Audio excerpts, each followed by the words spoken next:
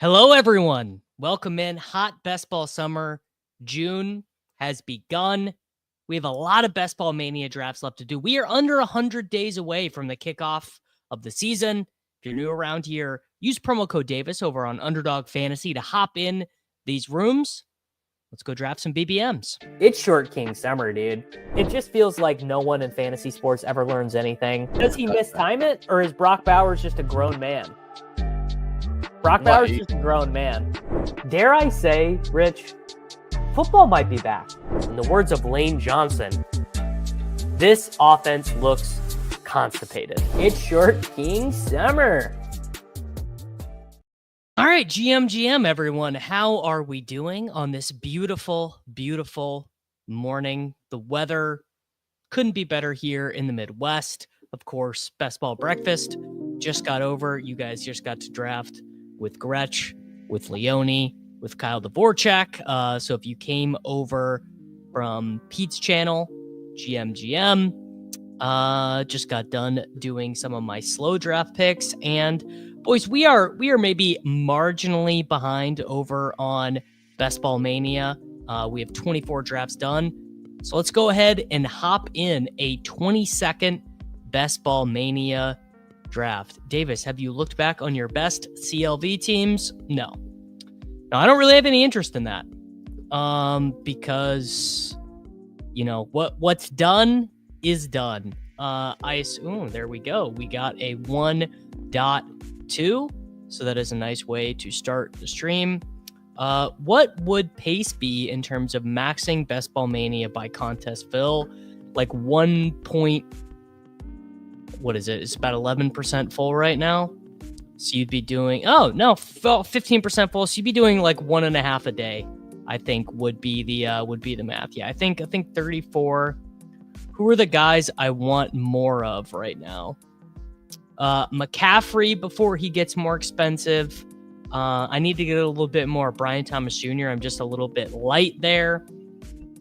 Who do I want more of? Marvin Harrison Jr. is one. I think we're going to see him get a little bit more expensive. Devontae Adams, just because I want to even up that Xavier Worthy and Devontae Adams exposure.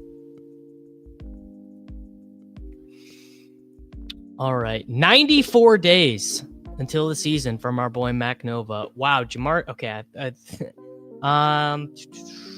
Sure, whatever. The haters and losers have won. We are going to take Saquon Barkley. Sure. Whatever. Hey, Davis, do you think that since the BBM 5 winner never came public, is there a chance that it was a famous person's burner account? No. No, I don't think that. The guy just doesn't do any content, but he is, his name was Elgrew50. You can find him on Twitter. He's just a guy. He just is just a normal dude living his truth out there, and God bless him. How should I feel about Jaden Higgins being my highest drafted player? Well, sir, I have Jaden Higgins 3 spots ahead of ADP. I think Jaden Higgins is a pretty interesting bet. It's I think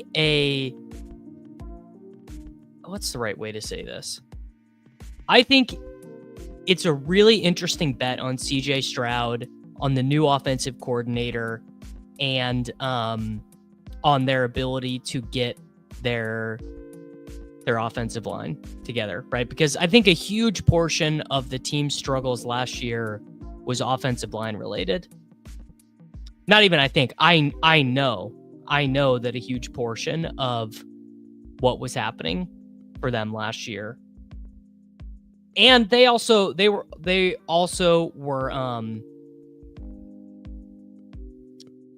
struggled at wide receiver. Like, they did not have good wide receivers on the team. All their good wide receivers kept getting banged up. We had John Mechie out there running routes, Robert Woods, Xavier Hutchinson.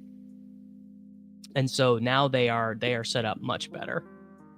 So I think you are well and good with Jaden Higgins. I don't know if I don't want Jaden Higgins to be my most drafted player, but that's all relative. Yes, big promo right now on Underdog Fantasy. If you're on Underdog Fantasy, using promo code Davis, by the way, you can get a free $25 back from Underdog if you enter 7 marathon drafts in the lobby.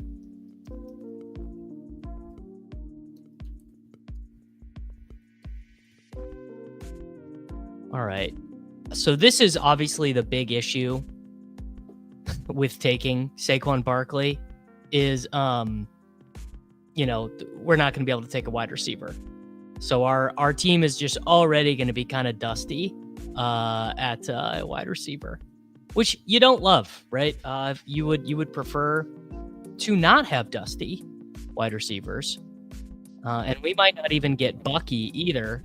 In fact, I might just take Garrett Wilson here and double tap wide receiver. In fact, I am going to take Garrett Wilson here and just double tap wide receiver. Because with these Barkley builds, ideally, you really just want to be, you probably shouldn't take another running back till round 7 or so.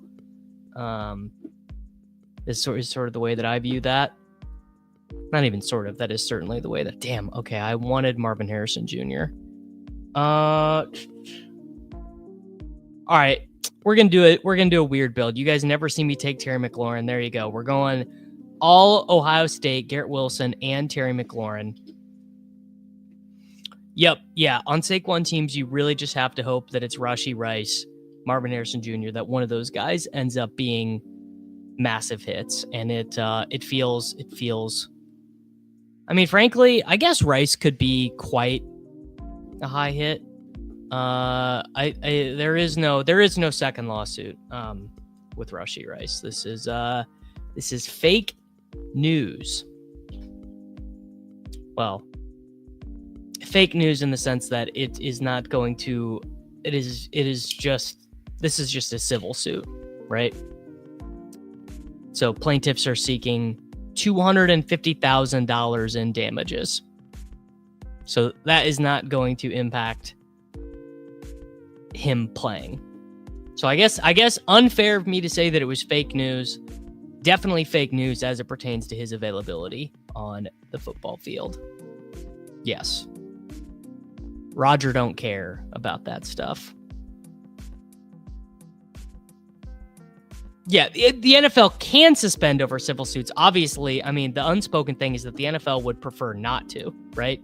The NFL would certainly prefer not to suspend over civil suits. Roger doesn't want that stuff in the media any more than he can help it. I believe the main reason why Rashee Rice is rising in ADP is positive health reviews from Andy Reid and his staff.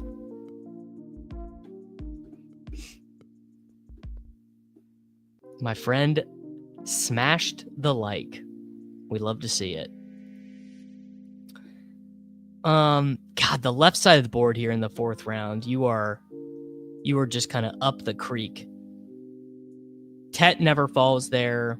Hunter never really falls there, particularly in a stream draft. He never falls there. No, I think Terry's a pretty bad pick, honestly. I think Terry probably should go around here. Pick 45, pick 44, pick 43. I think Terry is. If I was asked for a true worst pick on the board, I'm probably going Terry. But sometimes we just live a little. And whatever. I mean, you set this up to do Jaden Daniels. So we have Jaden Daniels, Barkley, Garrett Wilson, Terry McLaurin. Probably no Superflex. Probably no Superflex today.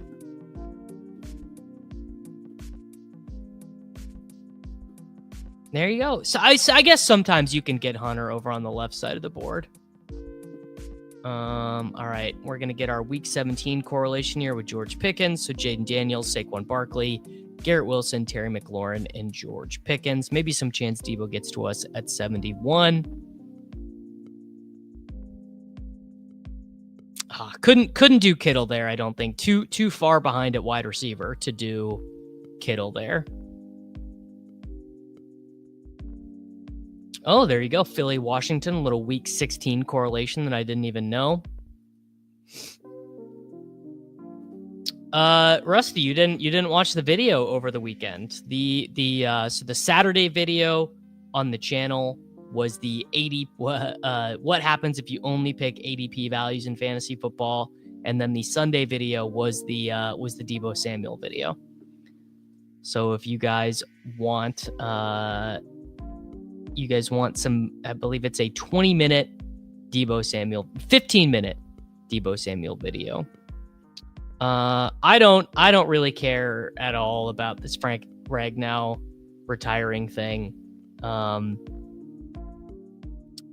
Frank Ragnow, I mean, they drafted a center, so that's a big part of it. Now, obviously, if they suffer any injuries, that's a big deal.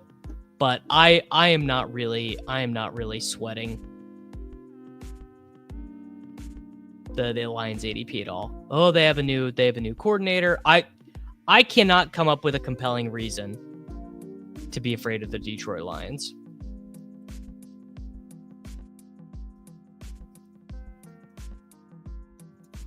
Like, it would all come down to basically subjective stuff that is not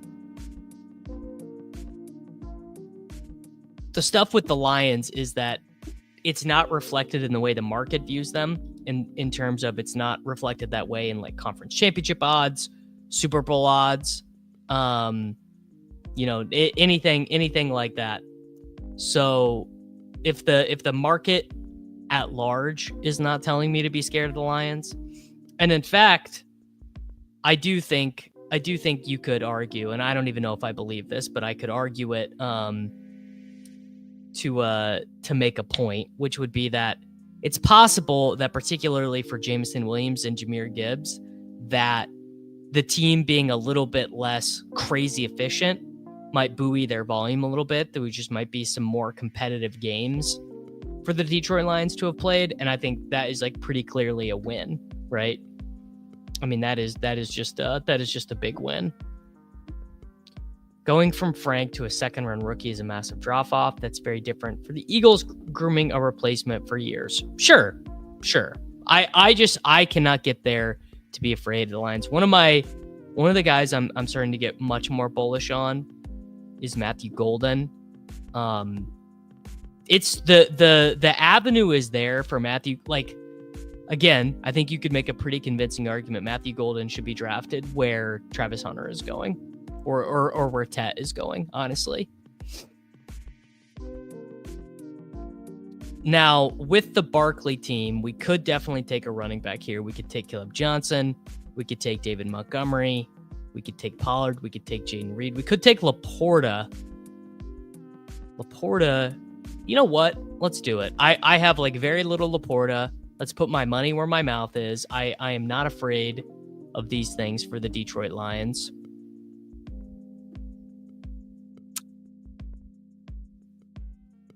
So my argument for Golden would be that he's actually probably even in a better situation than the other two rookies. Maybe not in terms of total passing volume, but here, let's do our segment that we do every single week, and let's check the Mike Clay projections. So we go to the Packers, and we see Matthew Golden for 105 targets, 64 receptions, 890 yards, and 6 touchdowns.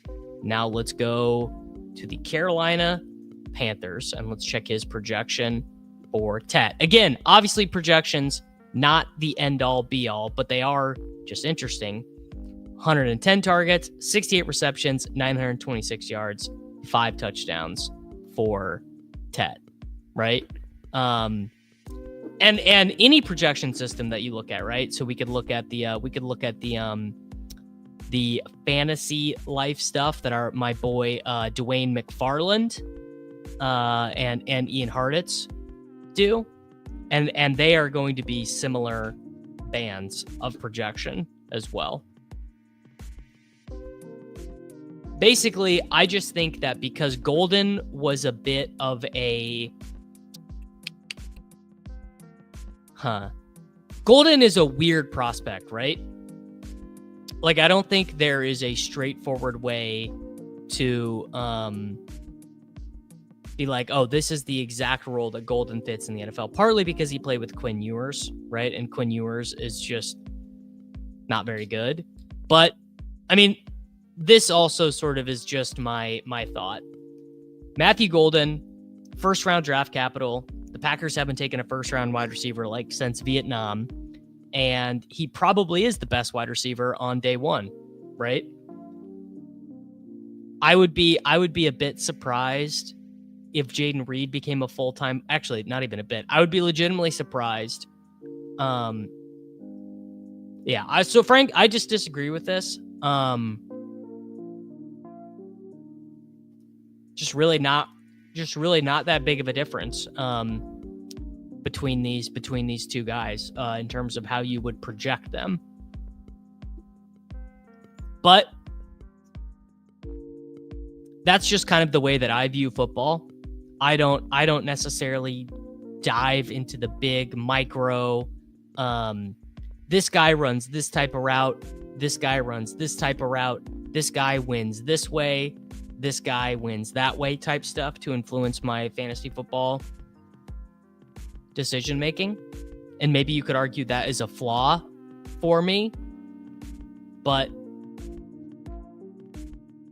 I feel as if Golden is very capable. All right, we were talking about Jaden Higgins earlier. My boy said he was his most drafted player. We'll take him now. So we have Jaden Daniels, Saquon Barkley, Garrett Wilson, Terry McLaurin, George Pickens, Matthew Golden, Jaden Higgins, and Sam Laporta.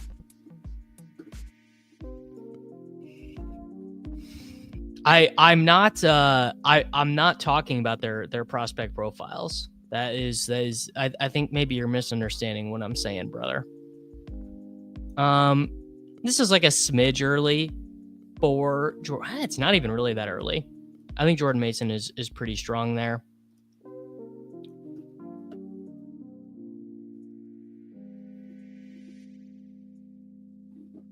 It has nothing to do with the prospect profile or the type of football they play. So I think maybe that is what you are misunderstanding.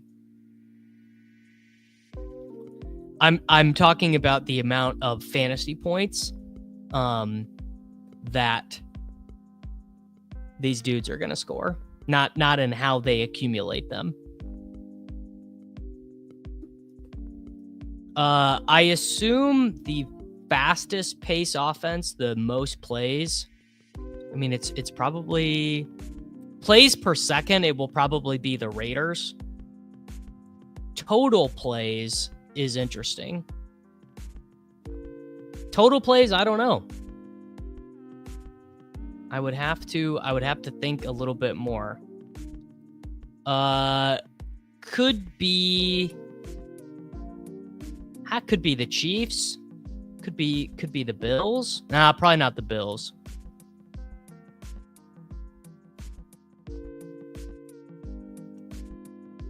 Bucks. Yeah, Bucks. No, it won't. Total plays will not be Eagles. The Eagles run the ball. They run the ball too much. Let's see. Last season. All right, this is a good total plays. Oh, okay. I mean, Lions is pretty good. Chip might. I would actually be quite surprised if plays per second are adjusted for script if Chip was slow paced. So last season the Eagles were third in plays, the Lions were first, the Browns were second, Commies fifth, Buccaneers sixth, Chiefs seventh, Falcons eighth. Sort of interesting. The Jacksonville Jaguars ran 992 plays.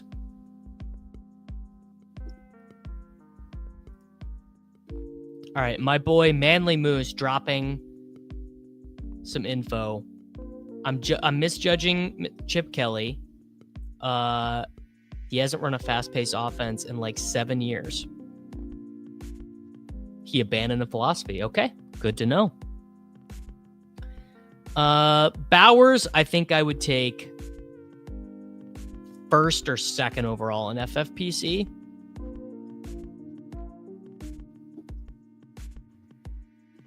All right.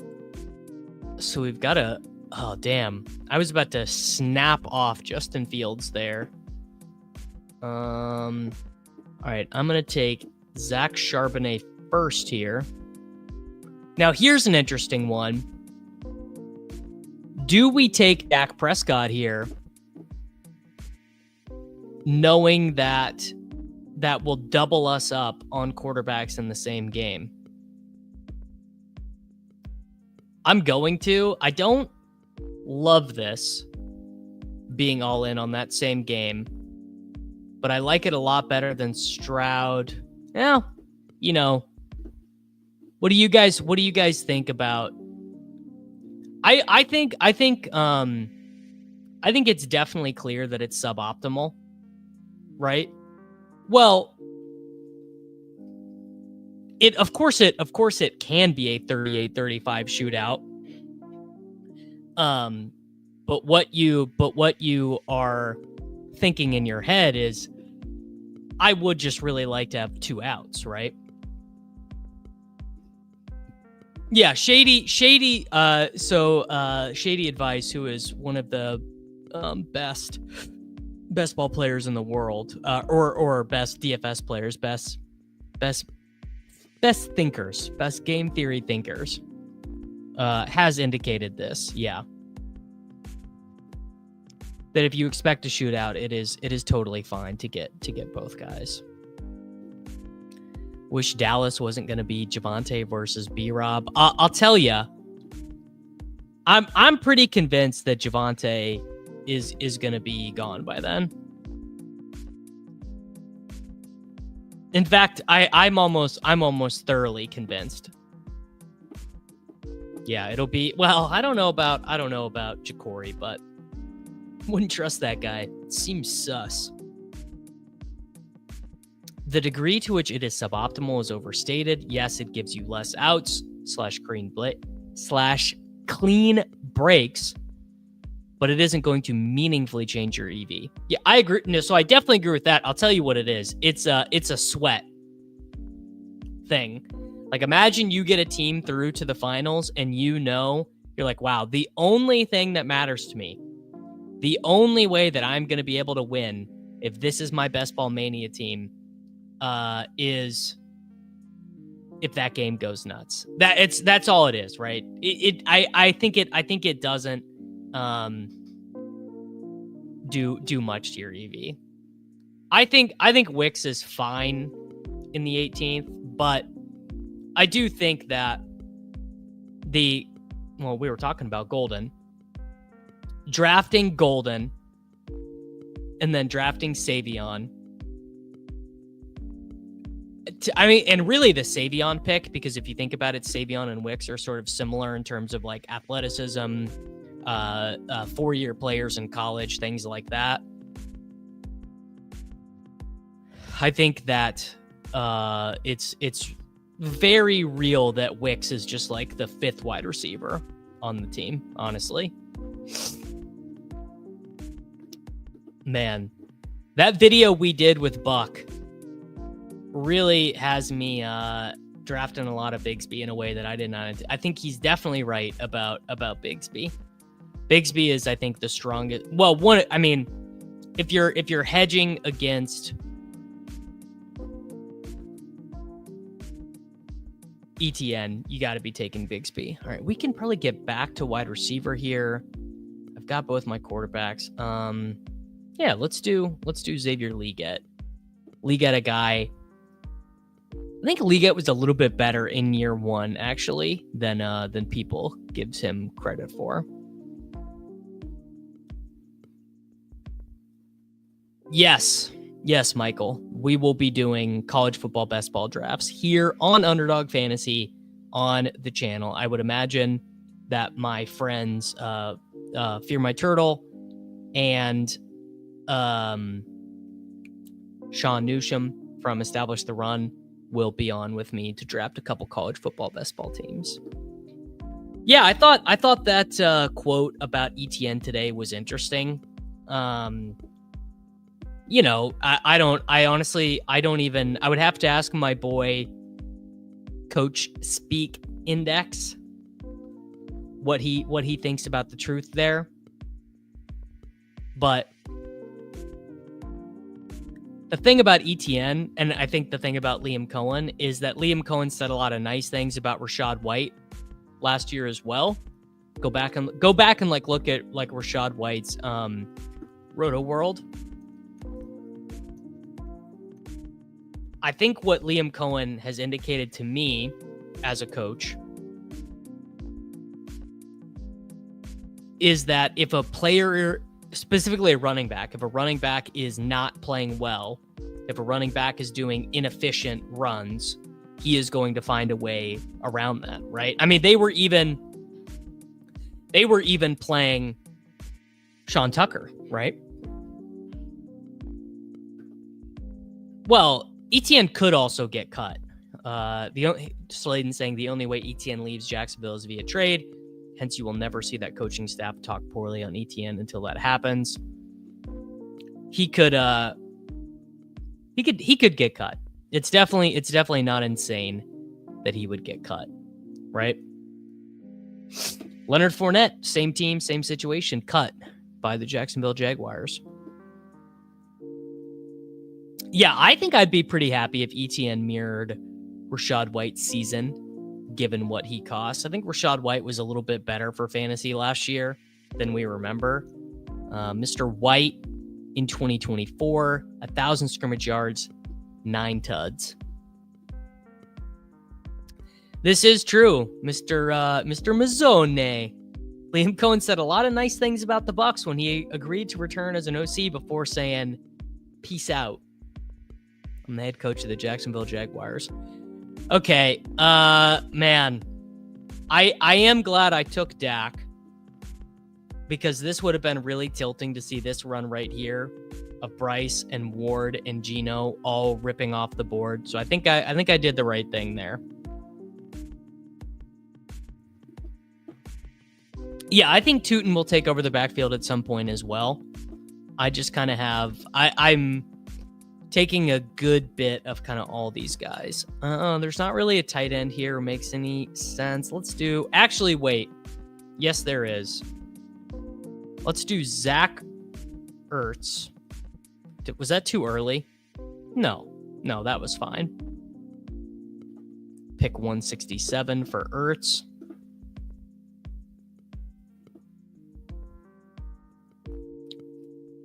And that's actually probably enough Washington Commanders for me. So let's do Jalen Wright, a guy that I'm trying to pump my bags up on. So we are Jaden Daniels, Dak Prescott, Saquon Barkley, Jordan Mason, Zach Charbonnet, Tank Bigsby, Jalen Wright, Garrett Wilson, Terry McLaurin, George Pickens, Matthew Golden, Jaden Higgins, Xavier Leggett, Sam Laporta, Zach Ertz. You know, this is just your pretty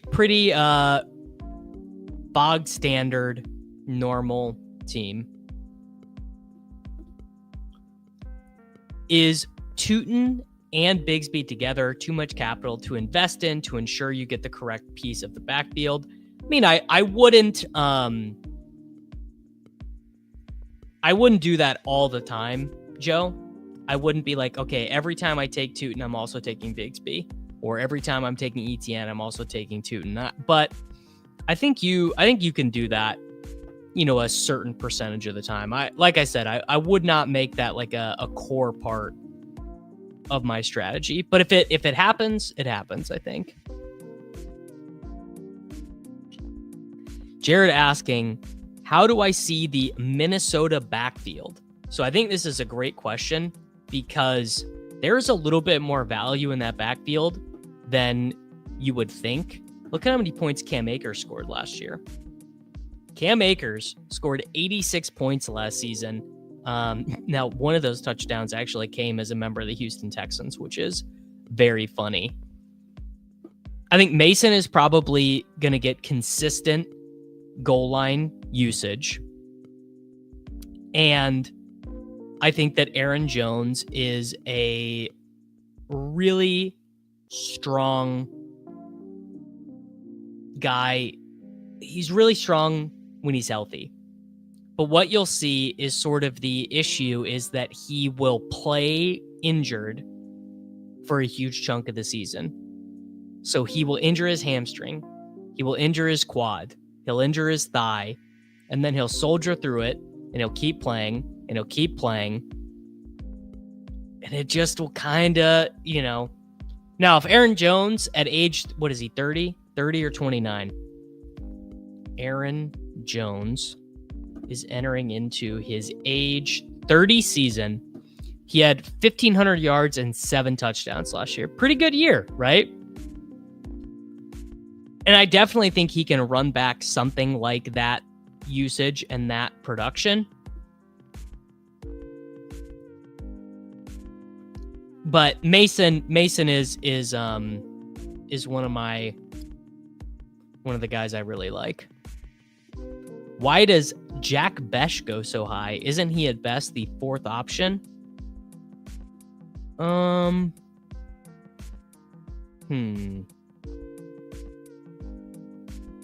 right, I need one more running back. Let's do, you know what? I just got convinced in that last segment that Gretch and Pete were doing about Dylan Sampson. Let me make these picks real quick, and then we will talk about Jack Bech. There's not a wide receiver I really want to take here. So I should just take someone I don't have much of. You know what? Sure. Jalen Tolbert. Why not? So the reason why Bech goes so high is he was drafted high in the NFL draft. He landed on what we expect to be a high volume team. And he's only the quote unquote 4th option if you say things like, well, Ja'Marr Chase or T. Higgins is the 3rd option, right? If you include the running back. The corresponding wide receivers on the Raiders depth chart are really poor. Trey Tucker, Dante Thornton, Tommy Mellott, Christian Wilkerson. Now, Tommy Mellott I do like. What you have to do to get Bech in your mind to have him be a bad pick is to give a lot of volume to Michael Mayer, which I don't really think makes a ton of sense. I think we probably see about 600 throws from Geno. I think you get about 140 targets to Bowers. I think you get about 110 targets to Jacoby Myers. And then that's a lot of meat on the bone. I think there is a good bit of meat on the bone for Jack Bech. But my a priori assumption there is that Jack Bech is a good player. So if your assumption is Jack Bech is a whatever player, Jack Bech is a bad player, then you can be like, oh, well, Thornton, well, Trey Tucker, well, Michael Mayer. But that is not my assumption. My assumption is that I think Bech is going to play pretty well. And so just to give you an example of what that role might be worth, for the 2024 Raiders, Trey Tucker ended up with 47 receptions, 530 yards, and 4 touchdowns. So, obviously not, unbelievable numbers. But, and wide receiver 60, that's better than wide receiver 60, right?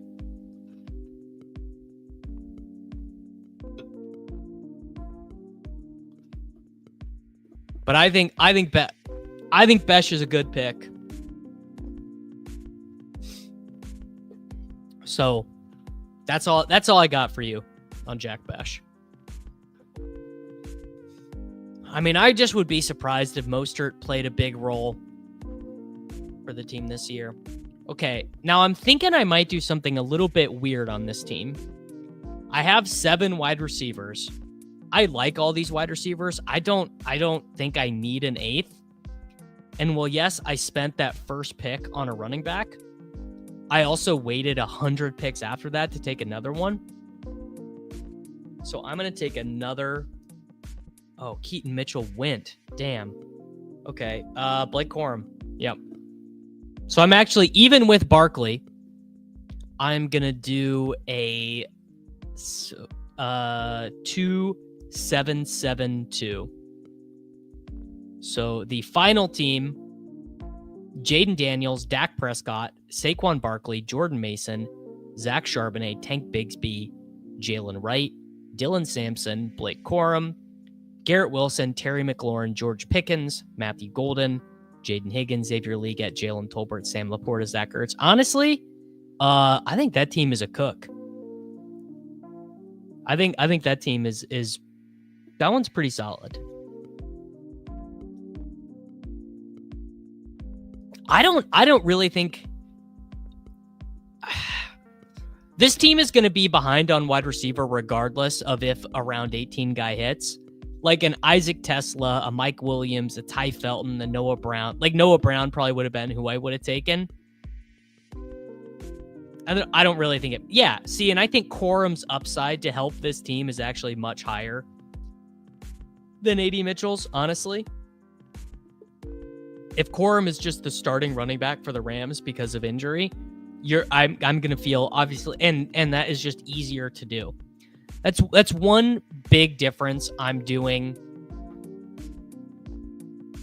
Yeah. So Rusty's saying Davis passing on AD Mitchell for Blake Corum on a Saquon team, times have changed. I mean, I think if I had to summarize a big difference between my strategy from last year to this year, it would be I'm valuing half-point PPR more. I'm just valuing the fact that sometimes running backs can just get 12 points out of nowhere. I did want to answer this question. I just got a question from Jerry. What equipment do you use to record your best ball live streams? So I just don't get this question all that often. This is a Heil. I don't know the numbers. It's a pretty expensive microphone. I just have a Logitech webcam. I use a website called StreamYard to stream. I have a really nice new Mac laptop with really high processing speeds. I have a huge monitor, 42-inch monitor. I have a ring light that's up there. I have some other lights back there. More than you would think.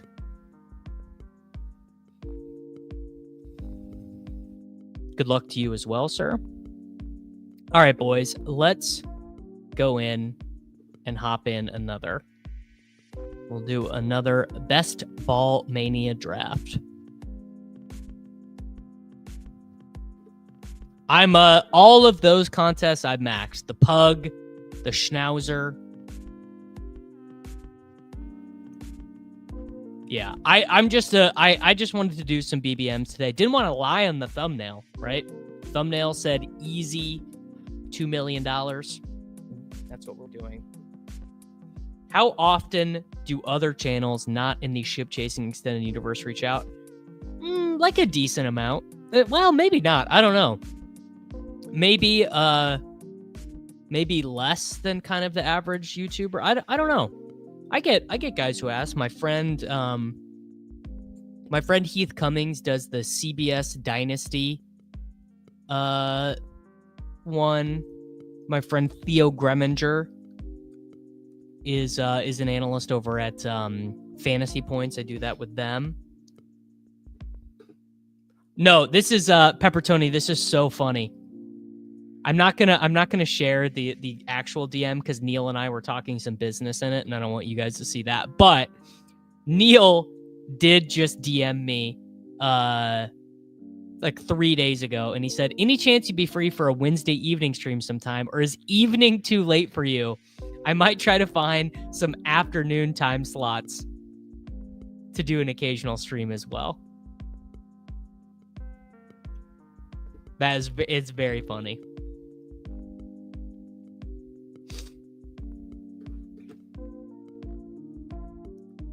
All right. Ooh, an early Bijan. All right, so we're at the 1-6. Need to do my timestamp here for my friends who are on the rewatch. Yeah, I'm happy to take Gibbs here. Do I think this is going to be a slappy draft? No, let's do Gibbs. Gibbs at 6, totally fine. BBM 26 starts with Jahmyr Gibbs. Bang. What's the flock league? Mason is the best. Mr. Fantasy Flock, dude is the best. What's the you guys have to tell me what the flock league is. How do I get in Mason's league? I'd love to.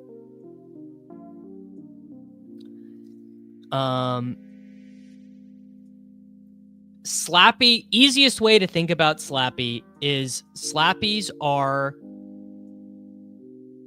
the people who prioritize upside over everything. They are always wanting to any player over like 27 or whatever is totally dead to them. They hate running backs. Like everyone has a buddy who's a slappy. Way too online, you know. Yes. Okay.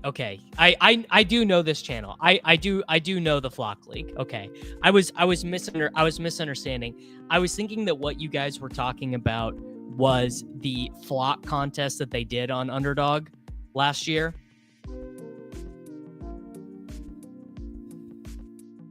Yeah. A slappy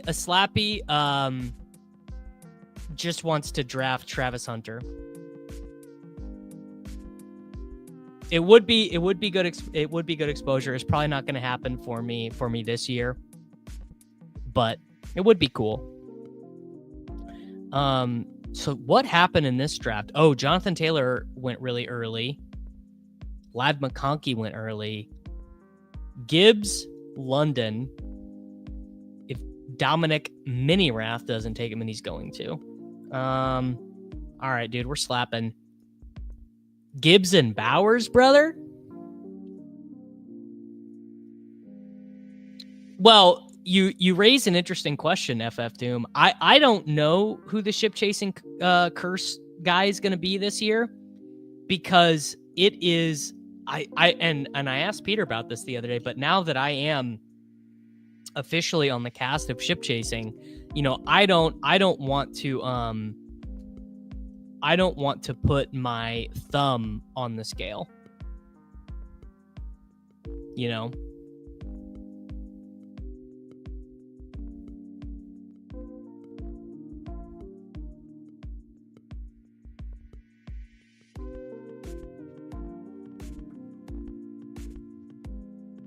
See, this is not true, Buck, because I am a slappy. And I walk everywhere. I walk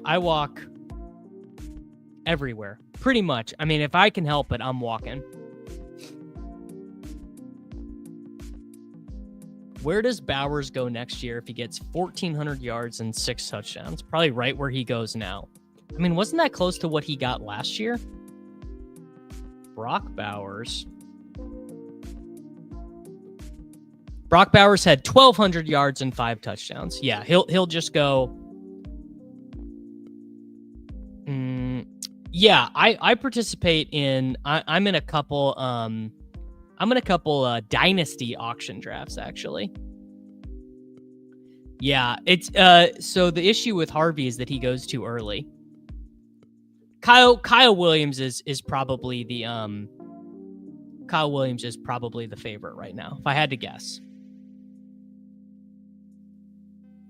Wow, Rashee Rice, yeah. We're getting some good followers here. JSN win at the turn. Gibbs, Bowers, Rashi. I mean, dude. Sign me up, dude.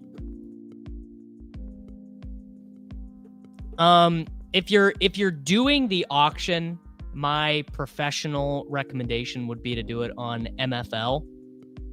But I play in multiple dynasty leagues on Sleeper, and I don't dislike it as much as other people do.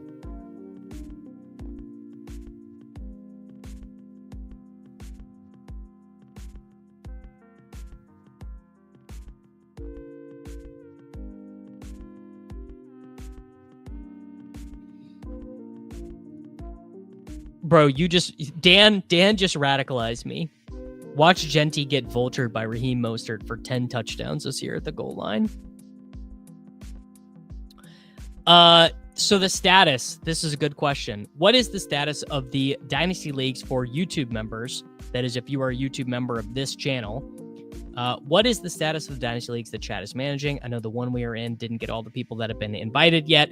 Yeah, so I think Chad is basically just waiting for everyone to respond to the MFL invite.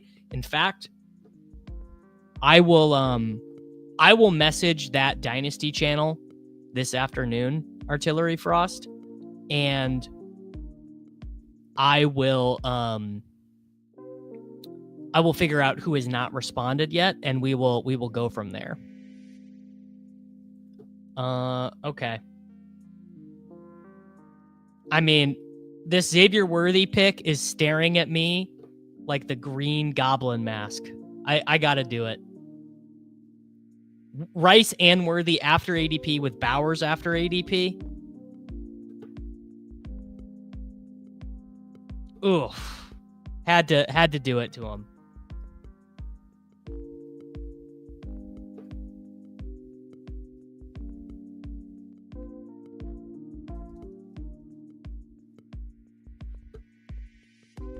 Am I watching a 2024 Davis stream? Not gonna have very many of these. Why did Liam say Jalen Noel has a high chance to be a 0 the other day? Is he actually bad? I think Jalen Noel is very good. I would assume that Liam really likes Christian Kirk. Master Y. So because Liam really likes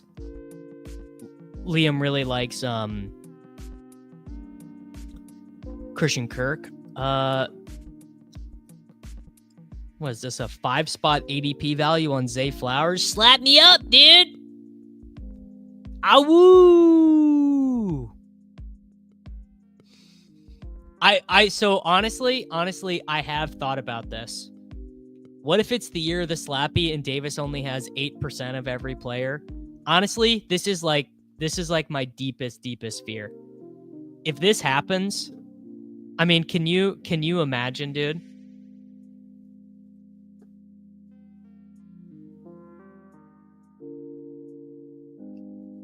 If it's the year, you know, every guy smashes. You know, all the RJ Harvey smashes, Worthy smashes, Travis Hunter smashes, Bayshell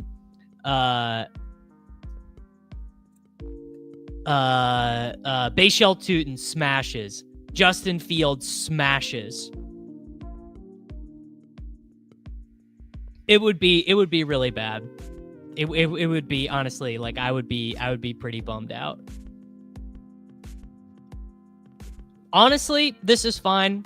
If Buck wins Best Ball Mania 6, end of the day, that will probably be good for me because Buck will at least do videos with me. End of the day, Buck winning is totally fine.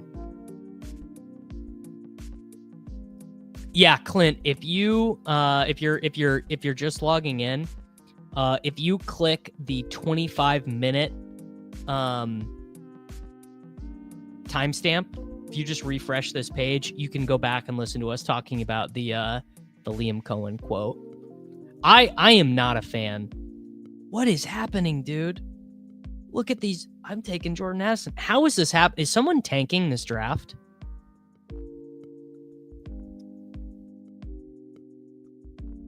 Jerry, I am not a fan of Keon Coleman.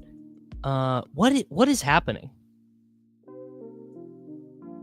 Hampton went really late. I guess Walker and Chuba went ahead. Connor went a little bit. I don't really understand what's going on. I love Roman Wilson late. Yeah. Roman Wilson, one of my favorite round 18 clicks. Yeah, I mean, I had really good advance rates, but Manly Moose, I only had really good advance rates because I kind of drafted like this. Because like I drafted, I just kind of drafted ADP fallers and like, you know,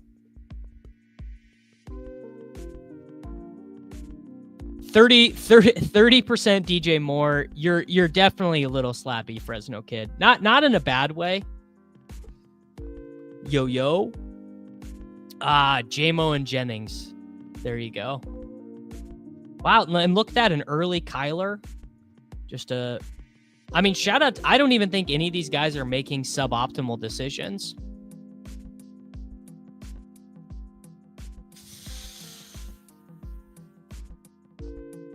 All right, here you go.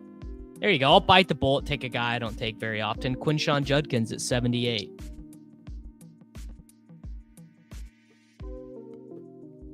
Dude, Squidbillies? People don't even remember the Squidbillies. God, did I love Adult Swim.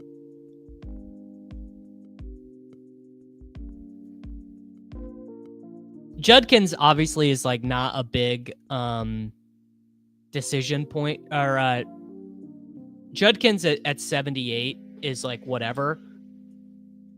I mean, I think you should probably be pretty bearish on the Browns as a whole, like writ large, but Judkins payoff is so simple, right? 16 carries a game, easy.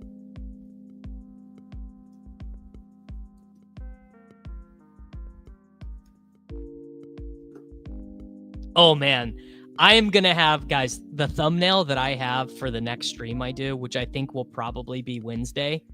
The thumbnail for the next Best Ball Mania draft video with Stephon Diggs is going to be so good. Jordan, just send me an email. You don't have to send a superset. Just send me an email. Not going to guarantee that I respond to it, but I will read it. If you send me an email to davismaddock@gmail.com, I will, again, not going to promise to read it. All right, we're kind of out of ADP values here. We're pretty good at running back. Let's take Jaden Higgins. There you go. Back-to-back drafts with Jaden Higgins. Mahomes went to, I guess, an unstacked, uncorrelated team. Yeah, Mahomes just went randomly to another team for no reason.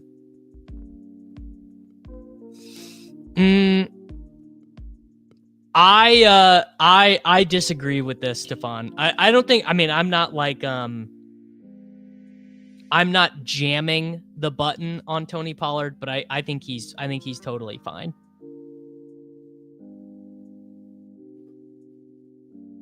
I think Pollard is just like, I mean, how many points did Pollard score last year? Pollard scored 180 points. He had 1,300 scrimmage yards. Yeah, I think Pollard can basically do that. No, I said I'll read it. I said I'm not going to promise to respond to it. Yeah, I will definitely read it. Yeah, Pollard is cromulent. I'm like very neurotic about my emails. I read all my emails, but I don't always respond to them.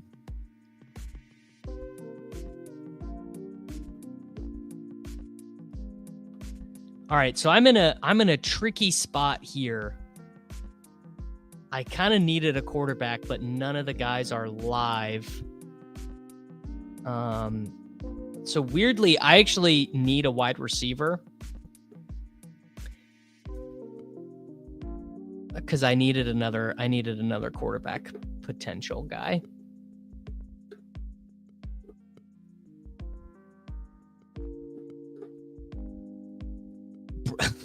Dude.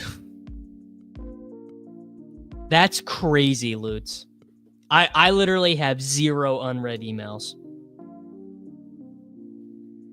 In fact, I just opened up my email and I just deleted all of them. I had 1 unread email from Grammarly and I just deleted it. If Adams hadn't joined the Jets, would we draft Wilson higher? No, I disagree with this because their whole season just went sideways. And Wilson was also playing like a dick. I think we forget that is Wilson was whatever the opposite of locked in is. That is what Wilson is or was. And in fact, I think you can make an argument that Adams showing up probably helped Wilson take the game a little bit more seriously. So I do not think so. No.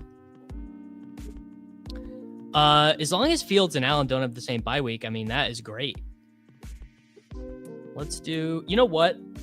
Let's do Tracy on this team, right? We get another ADP value. And like a guy who's got a reasonable chance of just being a starting running back.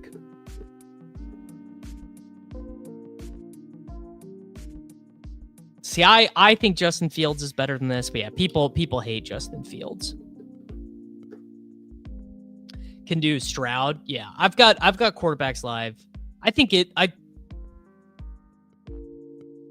I mean, there actually was not really a spot for me ever to take a quarterback, really, if looking at it. So I think it's fine.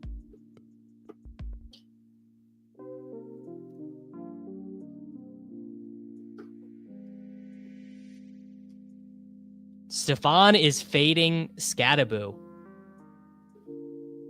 I don't think Singletary could definitely get traded, actually, now that I'm thinking about it. Yeah, that is the annoying. So that is what that's why I don't take Zay Flowers very often, is you don't end up with a stack partner all that often. I feel like I have enough quarterbacks that I can probably try and push it again. That's going to be famous last words. But I have 4 quarterbacks. One of these guys will probably come back around, right? So I'm going to take Charbonnet. And one of Stroud, Herbert, Goff, or Geno will come back around. Maybe. We're gonna find out, but I'm gonna try and crash it.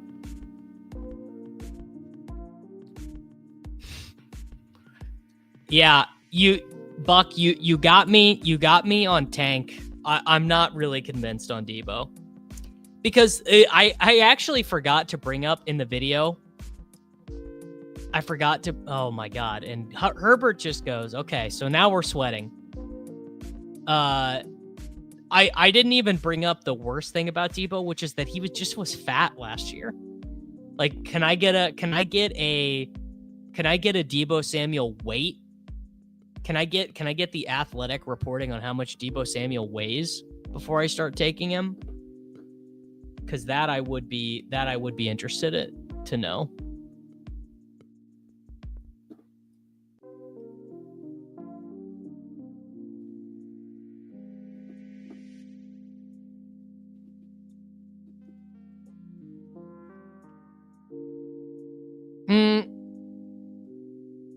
Man, I don't, dude. Debo on the Takecast would go hard.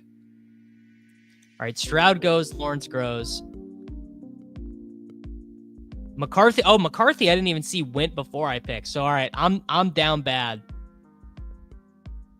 I am down bad at the quarterback. God, look at these freaking ADP values, dude. I mean, how do you say no to this stuff? You know what we're going to do? I'm going to take Tyler Warren. There's no better way to get your exposure to a guy than a full round cheaper. So this is going to be a 3 quarterback team. And it's going to be Geno. It's going to be Cam Ward. And I'm going to take Richardson or Daniel Jones on this team as well.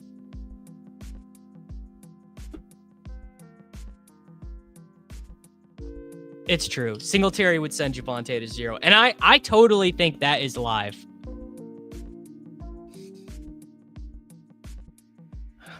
Blake, but the thing is I would expect him to lose weight over the course of the season, and he didn't. He did not lose any weight when pushing QB goes wrong. Yeah, no weight lost. Yeah, this is just a better version of the ADP Fallers video. Man, I was trying to do the ADP Fallers, but it's, you can't control that, obviously. And the one I recorded, I just didn't get any ADP Fallers. Maybe I'll try and do it again. Should I try and do it again for this weekend's video, for this Saturday or this Sunday? Maybe I will attempt to run it back. Oh my God, Geno went. Oh my God, I'm. Why did this guy take Geno? Oh, he took Bech. Okay, all right. Man. I might take Richardson and Dimes on this team. Oh my God. Oh. Do I have any correlate? Okay. All right, here we go. All right, I'm going to take Bryce Young because I know he has multiple guys I can take late. Because I can take Coker, I can take Thielen. I think Leggett is already gone. I can take Hunter Renfrow. Oh, God. Kenny Pickett-ass team. Well, that is what, boys, there you go. That is the siren call of ADP value. That's what I get for not just taking Justin Herbert or CJ Stroud right here at pick 126.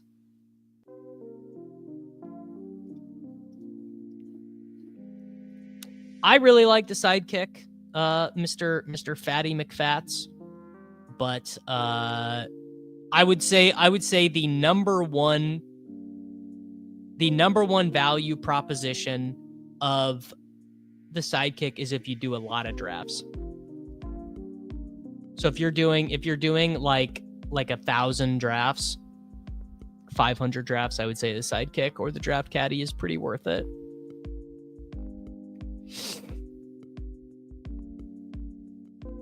Oh man. Okay. So I know another stack that I can pull off. No, none of the assisted real-time tools work on mobile to my knowledge.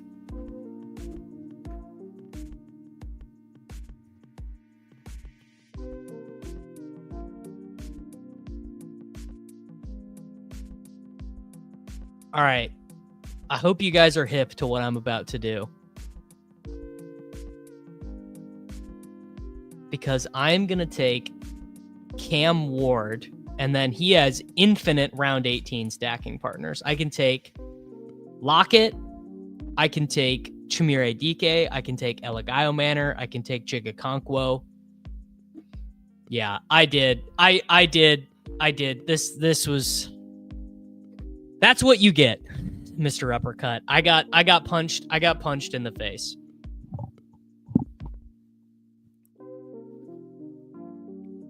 What's up, Benjamin? Hope you're having a great day. Gunnar Helm. Yes, Gunnar Helm for the right wing slappies. Traylon Burks. My God, did you guys see that video of Traylon Burks? That dude has got to weigh 245 pounds.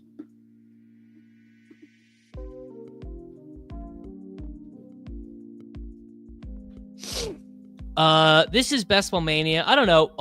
When we get done with this one, I'll see what you guys want to do. Maybe we'll do an Eliminator. Maybe we'll do a Superflex Puppy. I don't know. We'll see what you guys want to do. Traylon Funchess. Hey man, there's always room for another Slappy here. Well, I'll tell you, Blake, what I don't love about Torrey Horton is that they also took Kevin White. Or not Kevin White. Wow, that shows how freaking old I am. Ricky White. And they signed another UDFA. So he just has a ton of competition for a 4th round pick to get on the field. We could do a marathon for the rake back.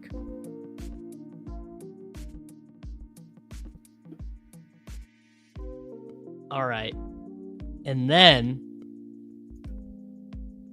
okay. So oh man. Okay, you know what? I'm actually going to take Coker here.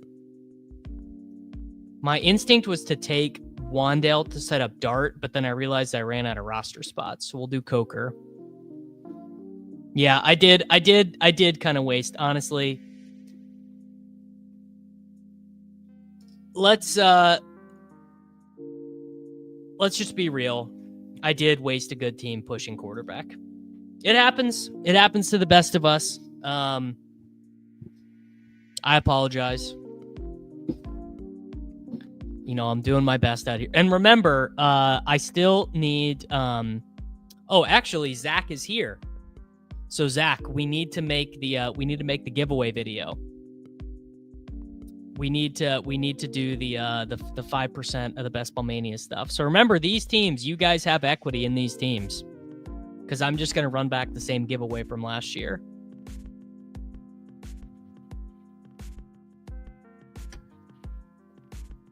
Oh, all right. So we have Bryce Young, Cam Ward, Jahmyr Gibbs, Quinshon Judkins, Tyrone Tracy, Zach Charbonnet, Rashee Rice, Xavier Worthy, Zay Flowers, Jordan Addison, Jaden Higgins, Trey Harris, Jalen Coker, Brock Bowers, and Tyler Warren. The question we have to ask ourselves is, well, hopefully not the same giveaway. Question is, do we want Dart or do we want Richardson? Oh, Richardson's gone, so that decision got made for us. I think 4 quarterbacks would honestly be fine, but I'm not going to do it. What I am going to do is I'm going to take Jackson Dart right here. Dart and Tracy is fine enough. So we've got Bryce with Coker. We've got Tracy and Dart, and then my round 18 pick is going to be a Tennessee Titan.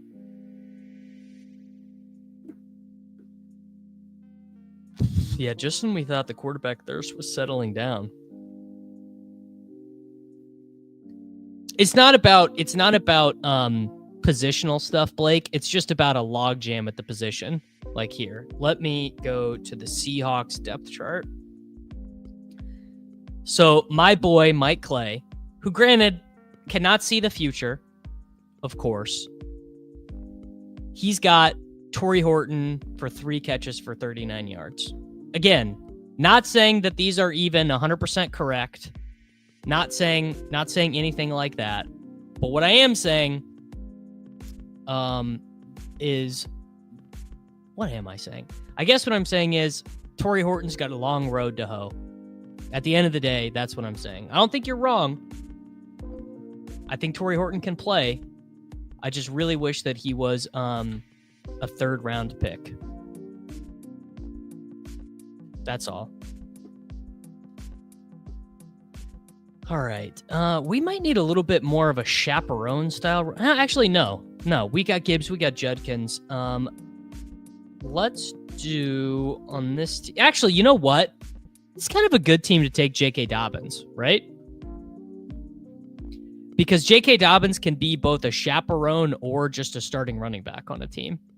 So we're going to do J.K. Dobbins.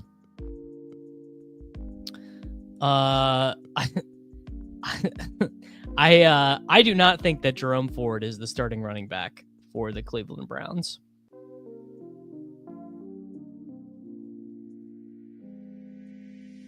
I think Jerome Ford is probably like the passing down back.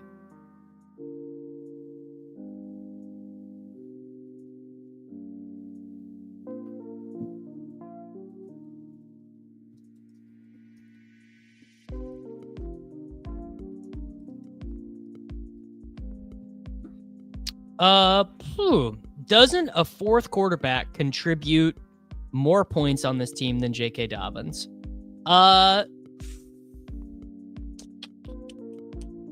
So I think it really depends on your perspective. Because on average, we play this season 10,000 times. Probably the fourth quarterback hits the starting lineup more often. You know, seasons where Dart doesn't start, seasons where Ward gets injured, whatever. But I think that I think that Dobbins, if he signs with the Cowboys, right, is just a way better pick. This dude took Lockett. That's brutal. All right, let's do Io Manor.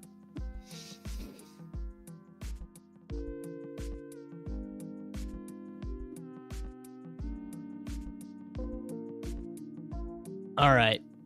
Bryce Young, Cam Ward, Jackson Dart. Not great. Jahmyr Gibbs, Quinshon Judkins, Tyron Tracy, Zach Charbonnet, J.K. Dobbins. That I'm into. That I think is a good running back room. Rashee Rice, Xavier Worthy, Zay Flowers, Jordan Addison, Jaden Higgins, Trey Harris, Jalen Coker, Alec Io Manor, Brock Bowers, Tyler Warren. Now, I need to refresh. Was that team perfect? No, that team wasn't perfect. I probably would make some different decisions. I probably would take Harvey over Flowers. I for sure would take Herbert over Charbonnet if I would have knew how the rest of that went. And honestly, I might have just taken, Ray Davis, even like Algier over Warren, because I would have Chigakonkwo with Cam Ward or whatever is fine.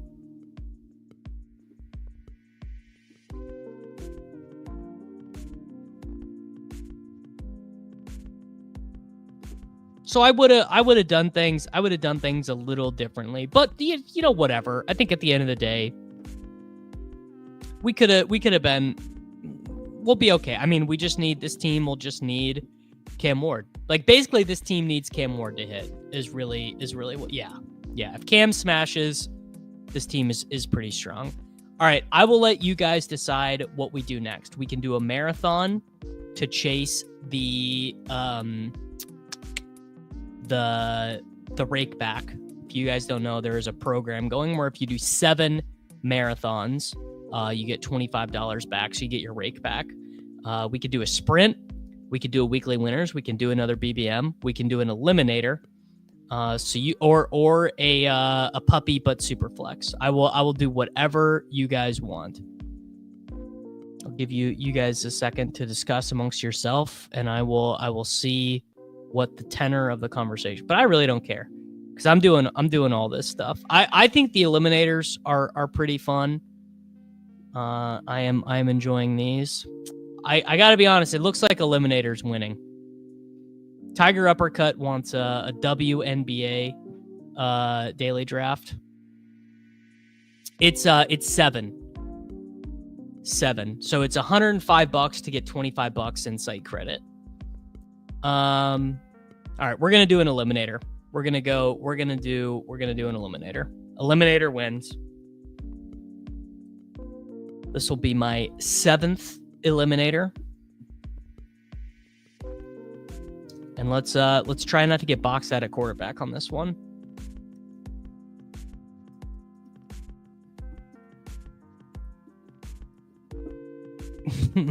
Oh, yeah. Okay, this is a good idea. Yeah, we got to do a stream multi-tabling every NFL draft in the lobby at once. Yeah, so I guess right now we'd be able to do a marathon, a sprint, a BBM, an eliminator, a puppy but Superflex, and a weekly winners. So it'd be able to do 6 at a time. 6 at a time. I mean, honestly, where did my draft? There we go. I couldn't find it.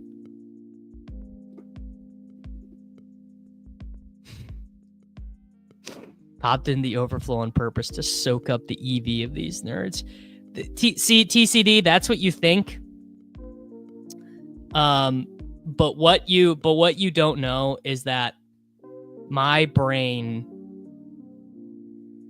is so I did this earlier. Let me see if I can find it on my YouTube page. I did a draft where I did 7 different formats. Here we go. Idiot streamer drafting 6 sports in under 90 minutes. So I drafted every sport in the lobby, and I didn't auto draft once.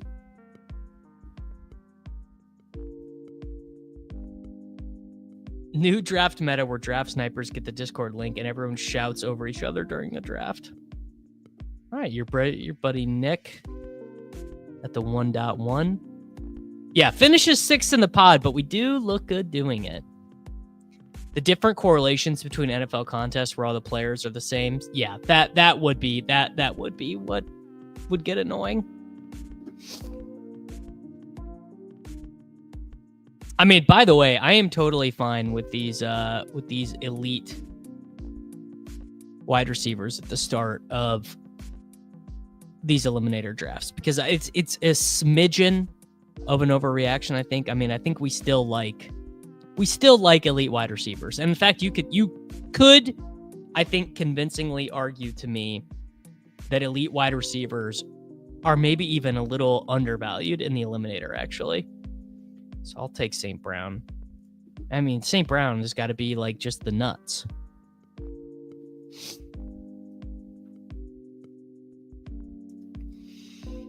Because like the difference in how much these dudes project for is a lot. St. Brown is going to project for 3 more points week 1 than Garrett Wilson or whatever.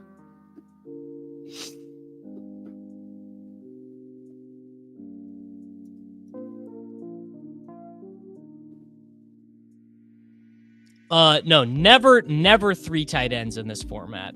Never, ever 3 tight ends in the eliminator. Because the boundary for tight end scoring is just so low. I'm also happy to take Brian Thomas Jr. here. So now we'll just be able to just hammer running backs.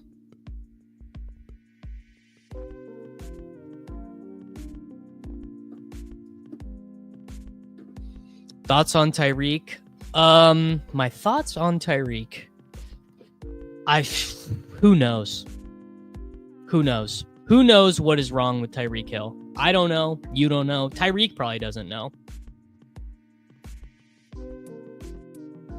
Tyreek is I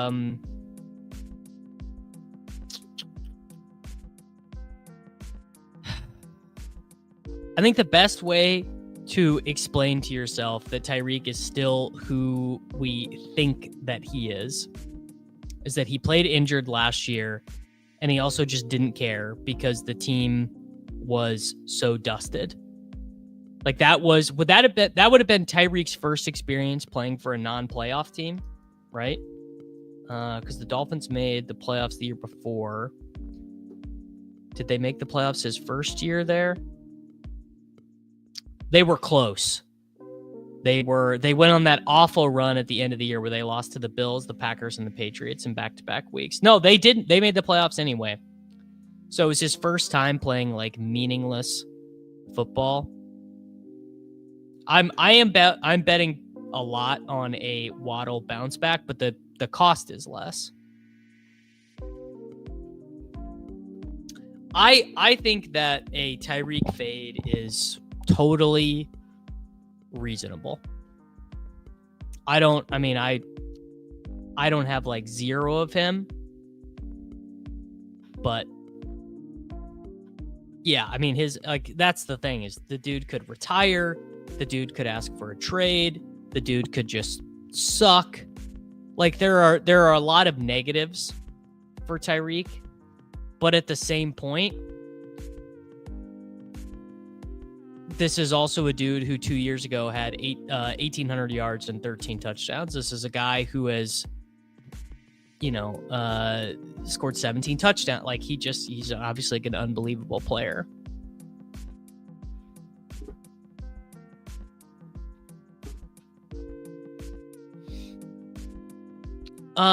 I agree with the idea that the elite tight ends are worse here and that 3-4, but I don't agree with the idea that you want 3 or 4 tight ends late, because it just doesn't matter. The difference between getting 4 points from your tight end 1 week and getting 6 points from your tight end, it just doesn't matter.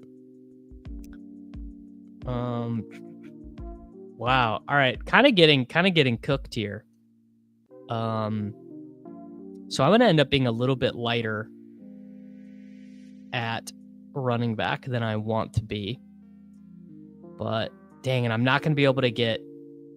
All right, I'm going to take Joe Mixon. 3rd round Joe Mixon, man. Oh! My screen just glitched out. I'm an idiot. Big it. I meant to take Trey McBride. Yes, sorry. PSX, this isn't even the first time I've done this. I've gotten you confused with Paul Bergeron on another occasion. And I sincerely apologize for that. But yes, you guys are 2 different people. And I apologize for that. Yeah, I'm an idiot. I don't know. My screen just glitched out for a second. I thought he was gone. I meant to, I would have taken Trey McBride there.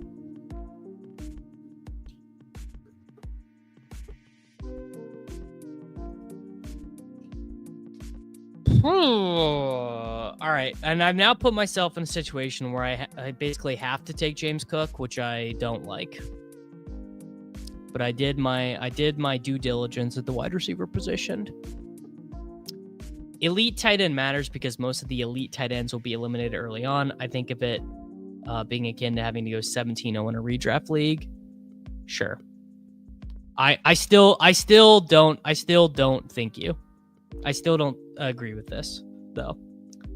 The elite tight ends are just unlikely, even in a season where they create separation at the position, to create as much extra value as a smash at running back or wide receiver.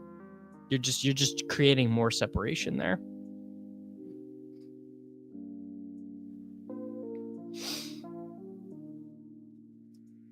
I don't think Saquon ADP will fall with the Madden curse.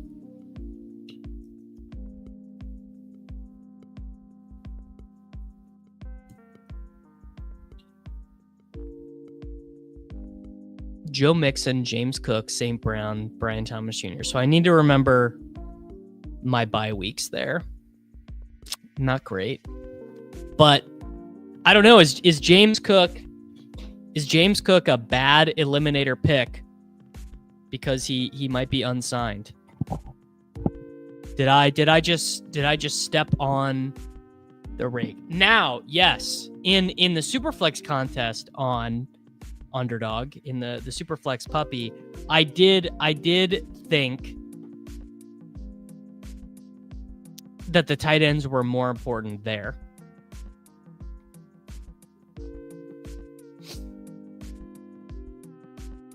Well, so Taylor will obviously still have some down weeks, but it's just that a down week from a running back doesn't matter as much because you have 6 of them. But you want to have 6 strong ones, obviously. Or as strong as you can.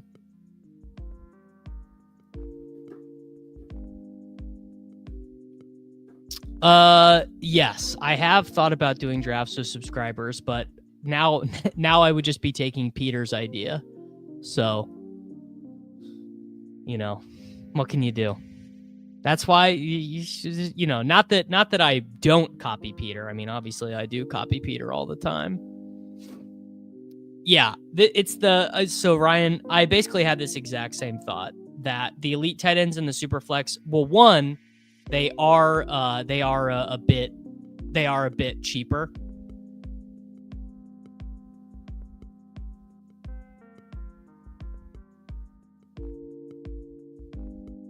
I mean, yes, the Superflex contest is probably undervaluing the wide receivers a little bit. All right, I'm gonna do a non-approved thing. So I took Treyveyon Henderson, a rookie running back there. I think Treyveyon Henderson is probably actually a little bit undervalued because and I'll tell you why. There's obviously this assumption that he is going to start the year really slowly because he's a rookie running back and he's a Patriot and stuff. But on the contrary, this is the Eliminator, Neil. Henderson just has a way higher ceiling than all these running backs who go around him, like loads higher. And that worked out because now I can take George Pickens, who does have a different bye week and gives me another quarterback. Yeah, I think Henderson, there's a fairly decent chance. Henderson's actually a guy that I'm moving up in my redraft rankings a little bit. So with Treyveyon Henderson, he's got these outs. One, he's just the full-time running back with Ramondre as the complimentary guy. Two, Drake May just plays way better, right? Three, Diggs and Matt Collins, they just add a little bit of efficiency. I mean, he is a speedy passing game guy, but he's also 210 pounds. He just is a really good running back, I think.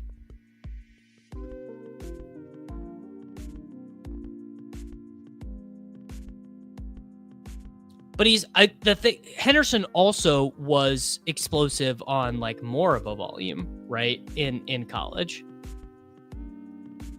He just happened to play the school that didn't need him. But he had 183 rushes and 27 receptions as a true freshman at Ohio State. It's not, obviously you don't love that his best ever season was his first season.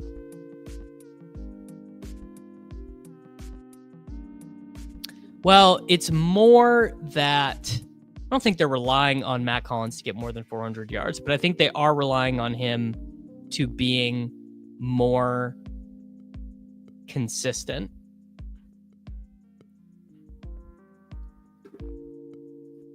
Oh, Caleb Henderson or Caleb Johnson is my favorite running back in this class, but I think he has a lower chance to really make an impact in week one. People love the name Efton Chisholm. Dudes will read the name Efton Chisholm and say, hell yeah.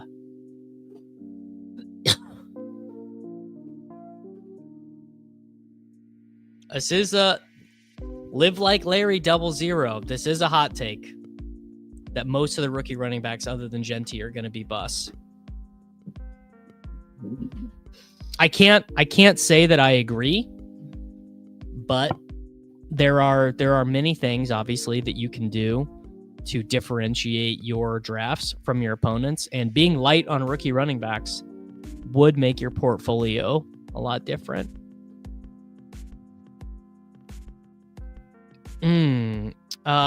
Okay. Isaiah Pacheco, really strong here.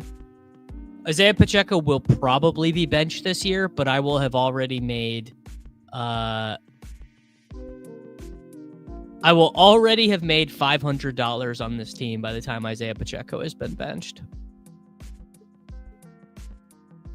I've become Hampton pilled big time. Well, you're definitely hoping J.K. Dobbins is plying his trade on a different National Football League team. That is for sure.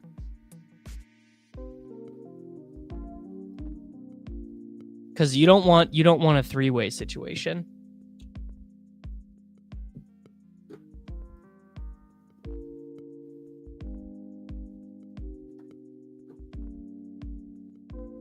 All right.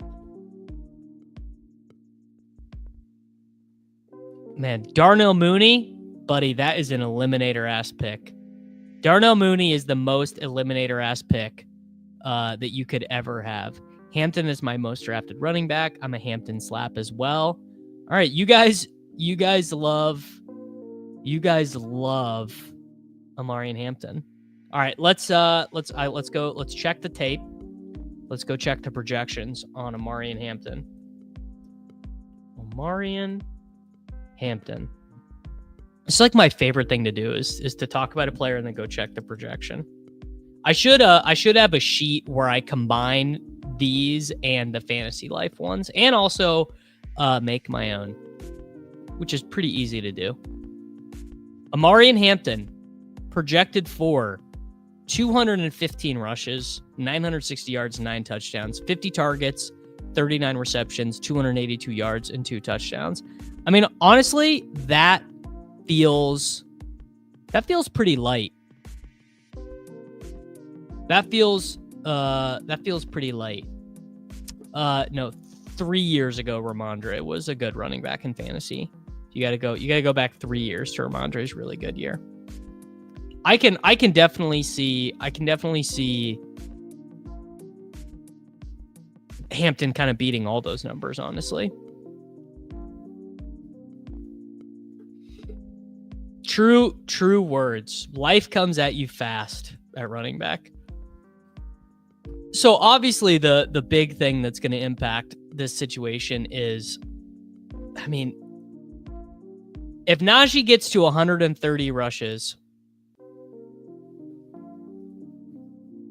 you're not feeling that good about your Omarion Hampton pick. I think Najee signed with the Chargers because they offered him $9.5 million.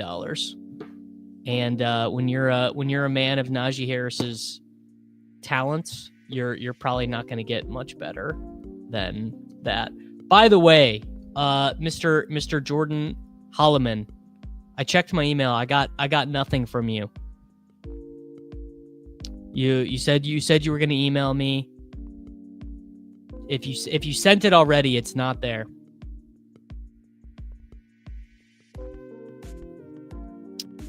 Ramondre's coach forgot to bench him.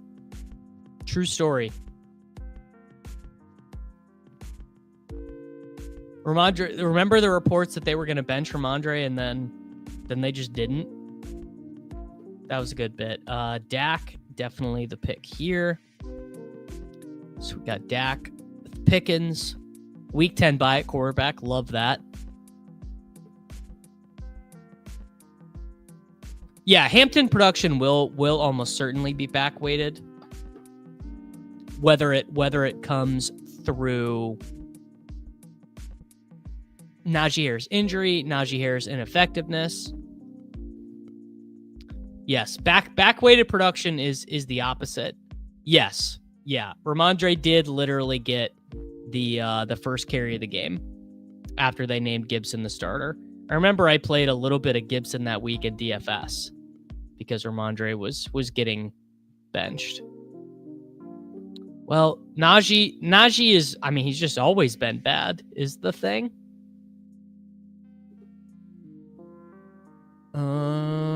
Okay. All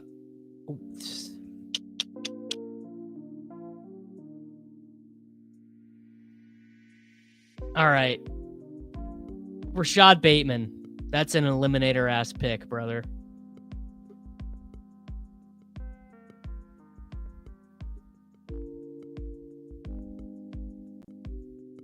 See, figured there was a chance. The last 8 weeks matter just as much as the first 9, and there's more money in them. Yes, but you have far more control over what, if this makes sense.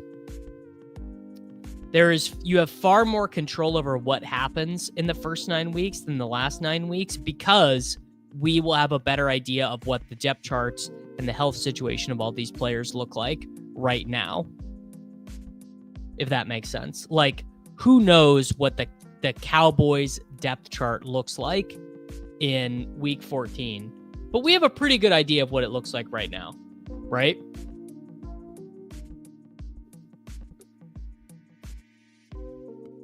And so we have a better idea of what it's going to look like in week 2.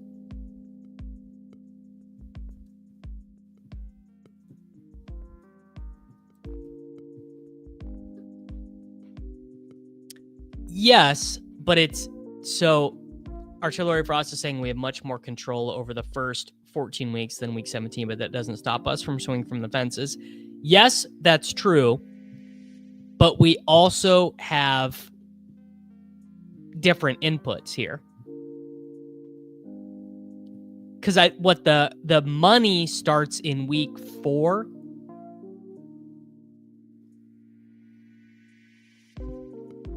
I mean, it could be one of those things that in hindsight seems very obvious, like, oh, undervaluing the rookies because they won't be front weighted seems like it might be wrong. Yeah, it could definitely be one of those structural theory things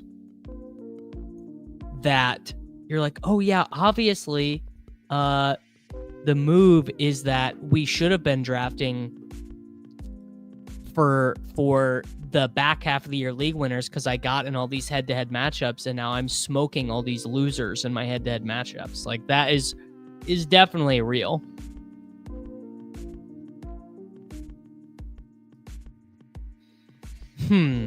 What is I can take Trevor Lawrence. Okay, so I'm definitely going to take Lawrence here.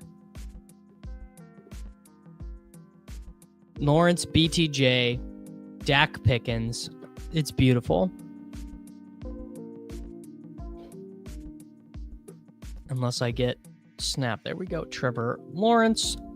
So we have Dak Prescott, Trevor Lawrence, Joe Mixon, James Cook, Treyveyon Henderson, Isaiah Pacheco, Amon-Ra St. Brown, Brian Thomas Jr., George Pickens, Darnell Mooney, Rashad Bateman.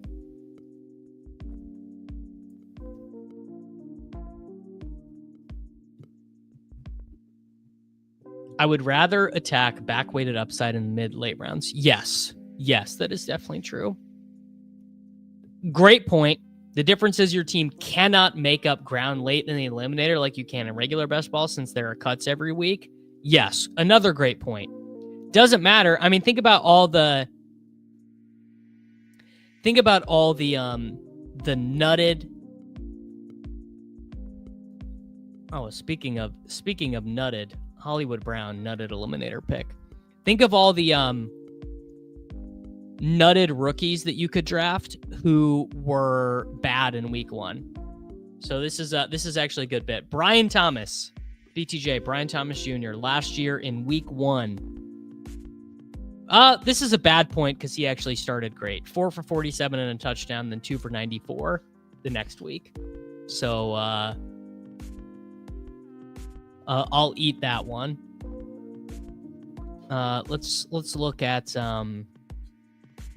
Worthy also was another good one. Yeah, A-Chain. Oh, there you go. That's a good one. Devin A-Chain, very first career game. 2023. This is how he starts. He inactive week 1, 1 carry for 5 yards the next week, 18 carries and 4 touchdowns the next week. I literally have no memory. Let's see. Ladd McConkey,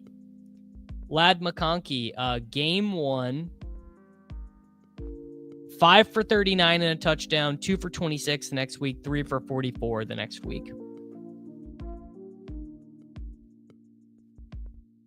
Yeah, A-Chain. No, he would not have got. I think it was Jeff Wilson Jr. who got hurt, right?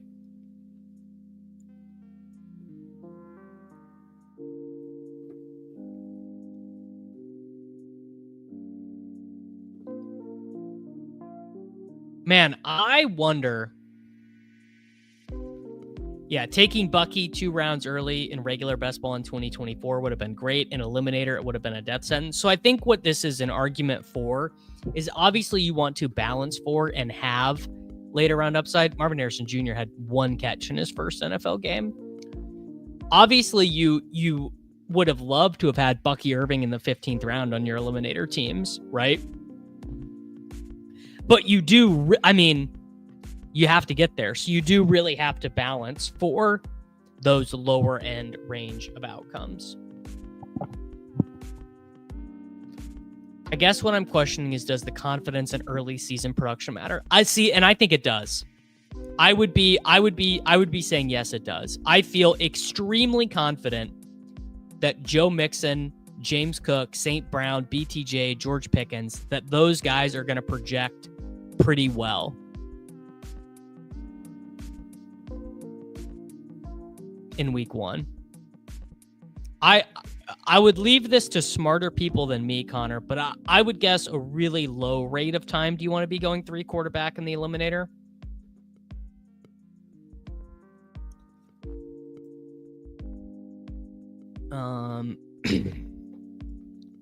All right, let's go.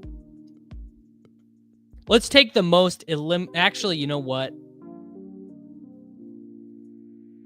The most Eliminator pick imaginable, Wan'Dale Robinson. Does not get more Eliminator than that. I mean, I think the Jaguars will probably score more backfield points. So like this actually is only sort of true that you still need late round upside to win any serious money. Honestly, who cares about just winning $100 because you got all the early season running backs? That really is only sort of true because you could truly like I know no one thinks about things this way, but you could actually just be like the luckiest person on earth and just run into the most absurd, by the way, Roschon Johnson, very, very Eliminator ass pick. You could just run into a series of back-to-back-to-back weeks of dudes scoring like 60 points against you, where you are just wanting to, yes. I mean, literally. So, so actually, it's way more easy to be lucky late. Artillery Frost, if you think about it, it's like, think about all the different permutations that have to go to a week 14 team. See, I think it's the other way. Maybe I am. Maybe I'm thinking about it wrong, and maybe someone who's done more math or done more thinking about it than I am. But, and guys, I took Treyveyon Henderson in the 50s in this, you know, like you do want to have some back-weighted production, of course. But yes, I mean, honestly, truly, if we're being honest with ourselves, at the end of the day, so much of it is just hitting on the players that matter anyways. You know, every year in fantasy, there are 100 dudes who don't matter who are in there. And then there are like 5 to 7 dudes who really matter for fantasy sports.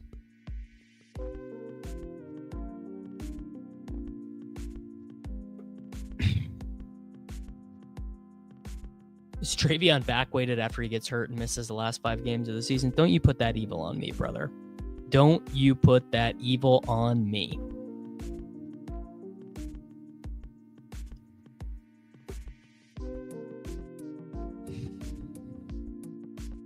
Yeah, we're all going to lose anyway. If you think about it, we're all just going to lose anyway. Man, I just know that one of these dudes is trying to snap off the player that I want. Give me Brenton Strange here. Brenton Strange, another Eliminator ass pick. Yeah, it's pretty strong. Brenton Strange, an Eliminator ass pick. Imagine drafting all the safe Eliminator picks, then Michael Wilson has 100 yards and 2 touchdowns. Oh, this is so funny. I would play this. Underdog should open a playoff best ball contest right now.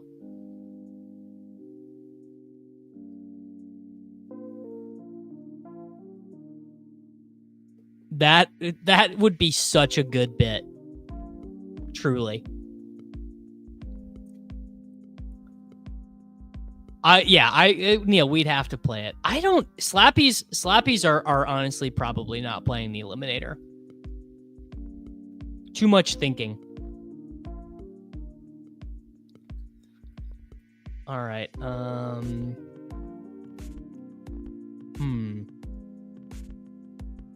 Dalton Schultz, Eliminator ass pick. We're done at tight end.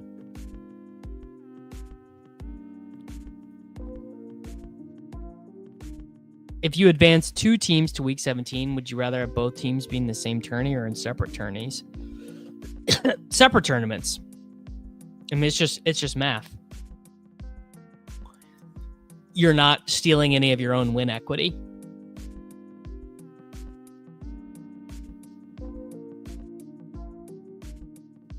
Yeah, we have pre-draft best ball. Give us preseason playoff best ball. Honestly, I wonder if it's just crazy enough to work. Yeah, assuming it's the same format, there is no debate.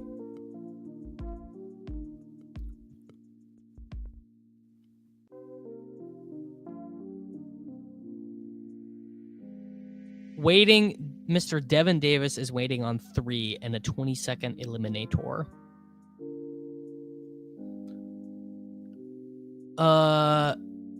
How many BBMs have you done, and what are your thoughts on the best time to draft? 8% exposure guy like you is probably spreading them out. Yeah. I'm in, I think after today I've done 26, Ryan. Best time to draft. I don't know. Honestly, I frankly have given very little thought on when the best time to draft these contests are, truly.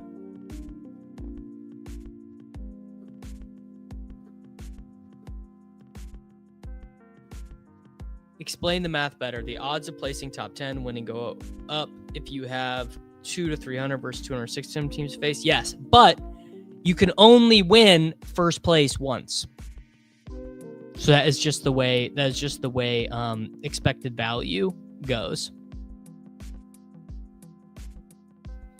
So if you can only win $1 million once and $250,000 once, like let's say it's the puppy versus BBM. Well, then you'd have to start doing the math of like, okay, what does first place matter? Oh, actually, third place in BBM, or actually I think fifth place in BBM is more than first place in the puppy. So I'd rather have 2 in the puppies, But assuming the same payout structure, you want it to be 2 different contests.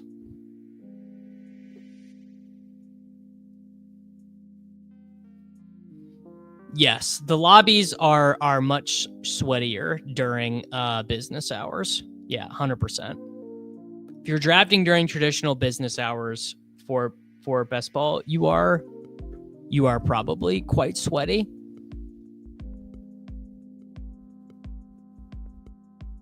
Yes. Yeah, Jordan is correct. Okay, we need a running back.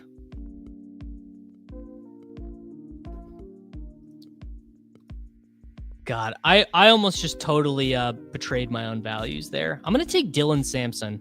I kind of have a little feeling there.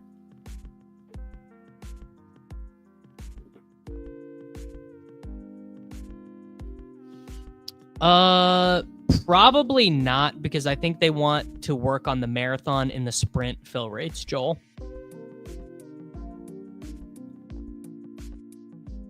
So I think probably not new contest tomorrow with the Hound Dog and the Schnauzer filling. Yeah, I did just get Gretsch pilled. And the way I'm thinking about it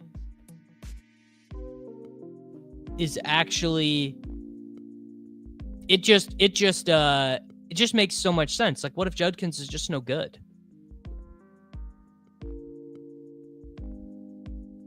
Marathon, cumulative scoring weeks 1 through 17. Sprint, cumulative scoring weeks 1 through 14. Then the playoffs are all just one scoring.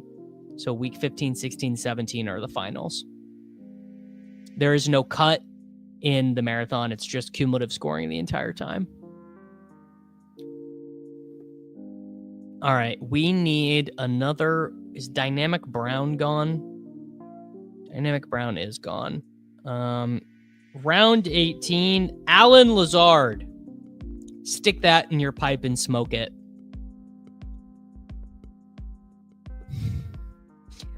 Need a $4 10 max Bichon freeze. All right, let me pull this up for everyone. Underdog drafts. The exact marathon promo is enter 7 teams into the marathon by 11:59 p.m. on Wednesday, June 4th, to receive $25 in bonus cash. So it's, yes, sprint is total points weeks 15 through 17. Correct. So no pods, nothing.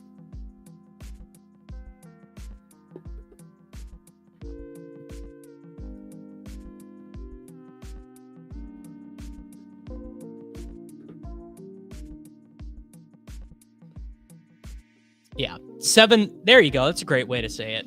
7 marathons for a free BBM. I think the Commanders are probably going to kind of be like the Bills in that they're just going to have a bunch of dudes who you don't want in fantasy, even though they're good on offense.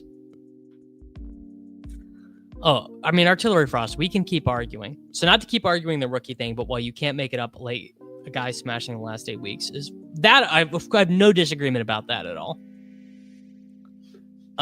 Okay. There you go. That is an eliminator. I'll do one more. So we could do a marathon. We can do, I don't really want to do a sprint.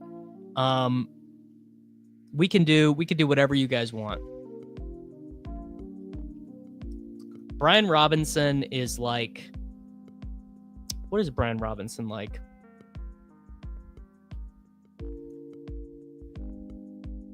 Brian Robinson is like chicken and rice. It's good for you, but you don't love it.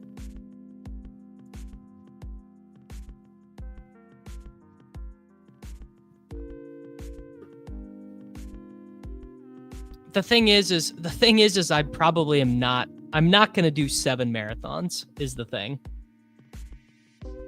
It's unlikely that I'm going to do 7 marathons in the next 24 hours. In fact, maybe I will. I don't know. You know what? It's my channel. It's my show. We're doing a Superflex Puppy. And then we're getting out of here.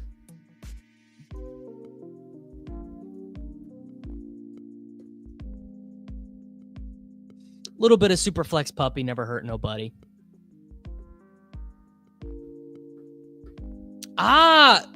Except, okay. Yeah, you know what? You can do slows, so maybe I will. Well, the thing for the Eliminator is the format is different now. So I don't think last year's data is going to help you that much for the Eliminator.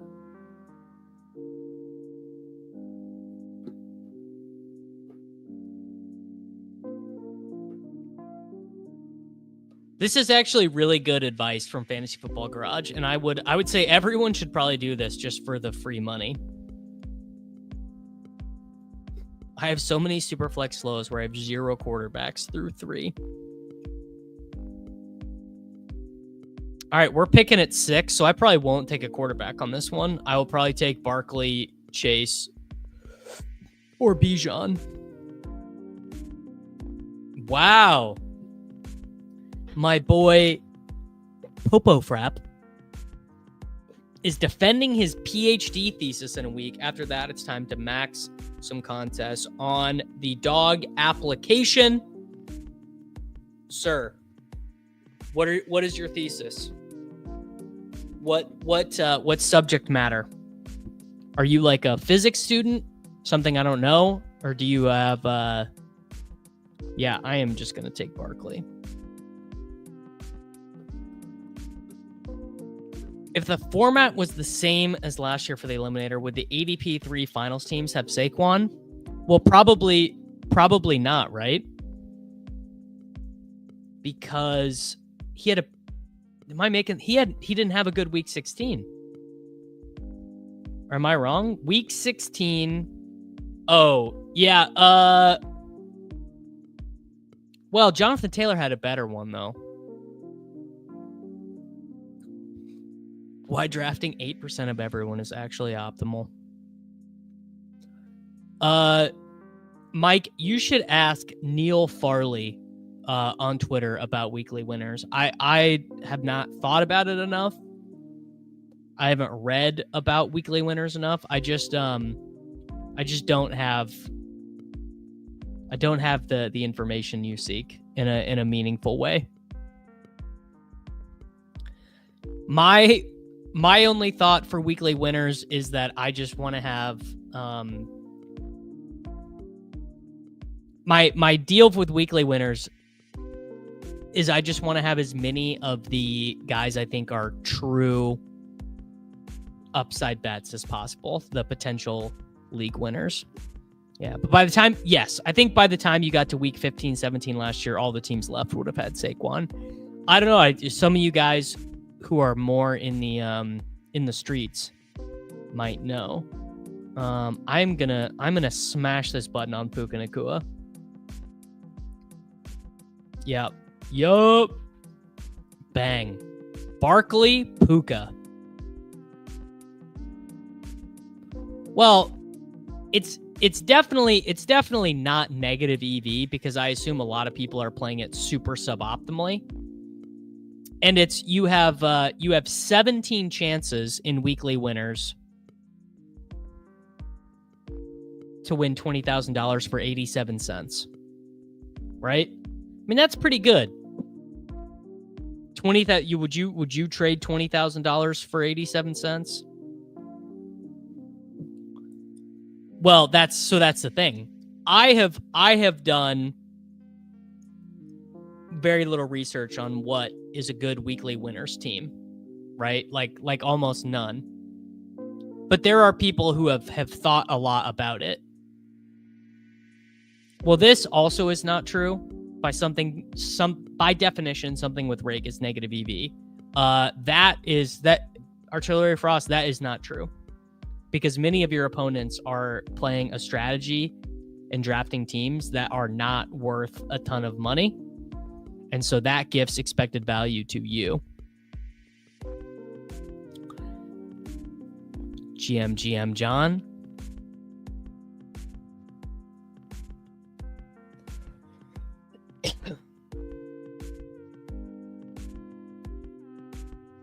Yes, this is so the dupe stuff doesn't happen a ton.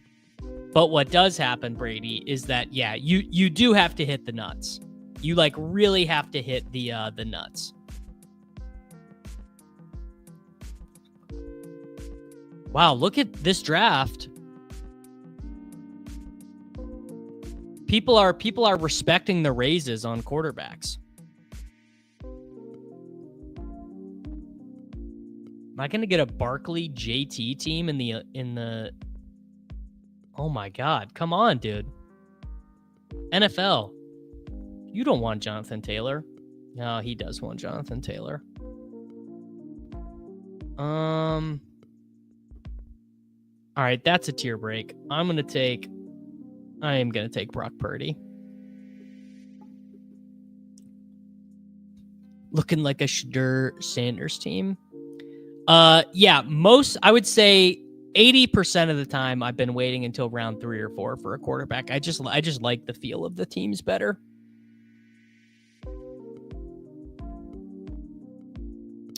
Is the EV formula the best use if I don't play BBM? I only do small tournaments and puppies. 2 of 300 is more guaranteed ROI. Well, 2 of 600 is much lower ROI.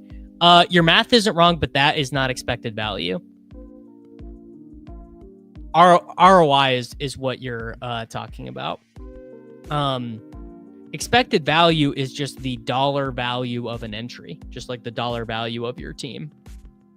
And I would say that is basically frankly, it's unknowable at my level of mathematical skill. I'd have to go look. I mean, I've only done like 10 of these, but I don't think that I have any JJ CeeDee Lamb starts. Look at this. Look at this.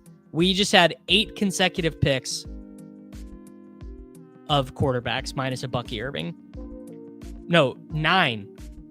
All in a row. Purdy, Stroud, May, Dak, Goff, Herbert, then 1 Bucky Irving pick, then Jordan Love, Trevor Lawrence, and JJ McCarthy. That's crazy talk, dude. Oh my God. Yeah. Smash the button on Jacobs there. That is, dude. Maybe that's not a smash the button, but it felt like a smash the button to me.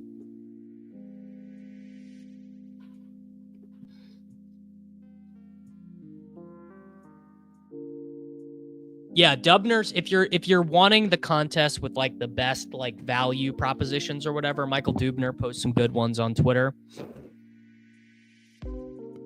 Just looked on Underdog, and my most drafted wide receiver is Tide, Pickens, Tet, and my most drafted running backs are Giddens and Tootin. Yeah, you're definitely Slappy adjacent. I don't know, is Pickens Slappy? I feel like Pickens is not super Slappy.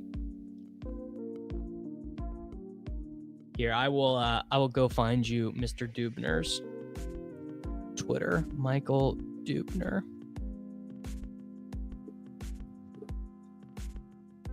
Here you go.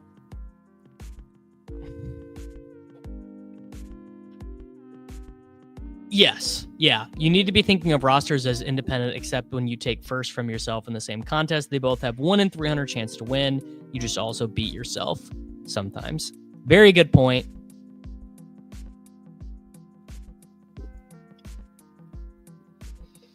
And by the way, I absolutely did the right thing smashing the button, because look, I can just take Matt Stafford here. That is just beautiful drafting, Davis.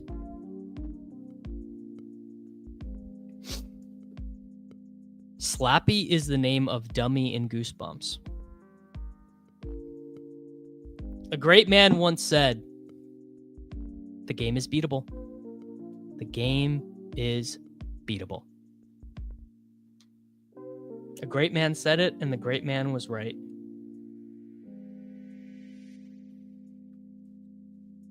So through 5 picks, got our 2 quarterbacks. We have Purdy, we have Stafford, we have Saquon Barkley, we have Josh Jacobs, and we have Puka Nacua. These teams are sick. I am really enjoying. I know the appetite for the Superflex contest, you know, it's not as high as the Best Ball Mania stuff, but I do like it. I do enjoy these.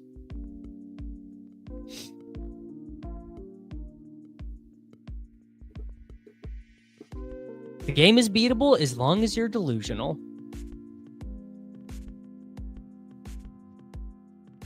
See, and now I'm totally cool, you know, waiting for Aaron Rodgers, Shadur Sanders, Joe Flacco. Like, frankly, there should not be a 50-pick gap between these guys. Like, I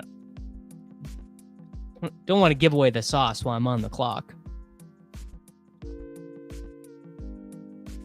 I spend 2 or 3 days with my kid and the $6 5 max is gone. Yeah, those contests ain't gonna be open long, brother.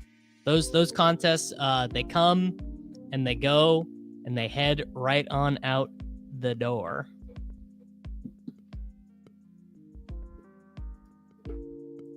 All right, I'm gonna take Kittle if Mr. Game Tight doesn't take him here. Yeah, bang. I just like, okay. I talked about this the other day on the stream. And correct me if I'm wrong, but the way I'm thinking about it for the Superflex stuff is if the wide receiver position is replaced by a Superflex position, that should theoretically make your tight end points a little bit more valuable, because basically the Superflex position is going to be,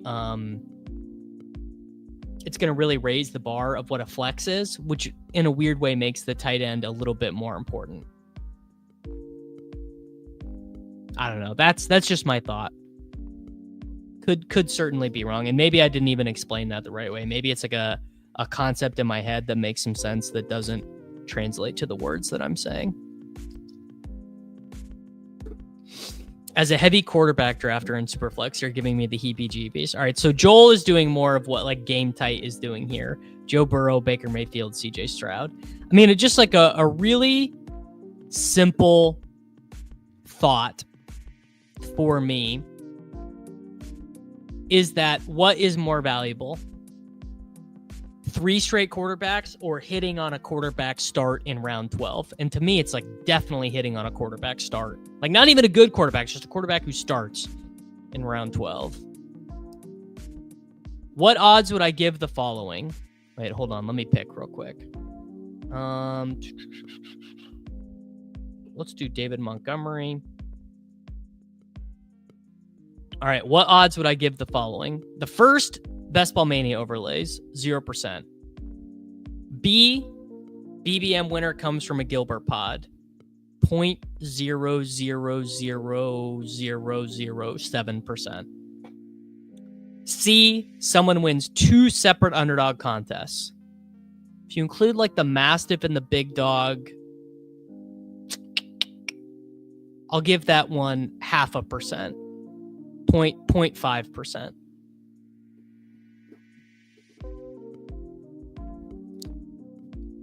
It makes the quarterback positional scarcity a lot more valuable, but I don't think it necessarily increases tight end and running back value other than relative to wide receiver. Sure, that's fine. Yes, and at the same time, harder time clicking Bowers and McBride because you have to pass on a starting QB to take them. Although, I mean, frankly, there are still basically starting quarterbacks on the board right now. Like I'm treating Shuck. I'm treating Shuck and Dart like they're starting, close to 17 games.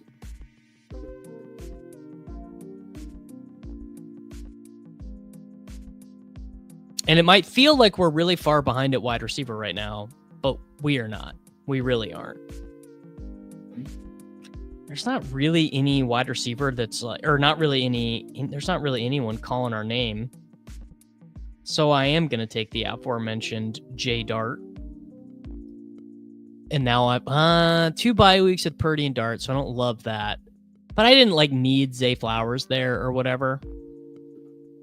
Yeah, also, this is a great point. Many people don't fully understand that they don't actually need 2 quarterback scores. It's a true super flex. That changes I think that should change the math more than it does, right?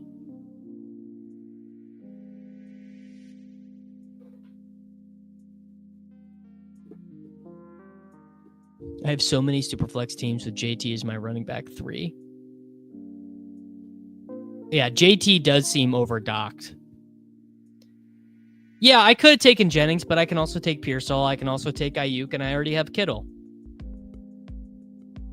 So I think with already having Kittle, there's definitely some chance Jennings just comes back around. Yeah, now obviously you were going to want it to be a quarterback a huge percentage of the time.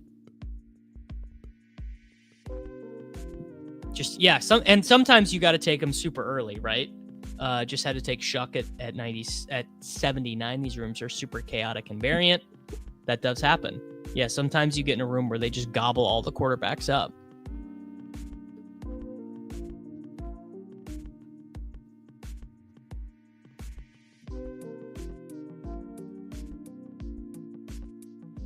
I think it might be fine to only draft 2 quarterback teams with the attention. All right, so Jennings went, so we could take Pearsall. There's no Ram. Sure. Yeah, we'll take Rizzy.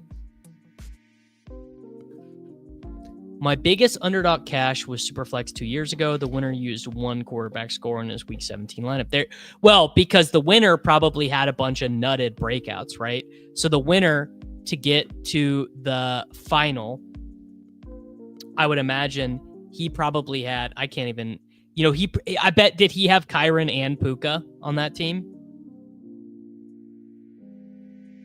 Because that would not surprise me if it was 2 years ago.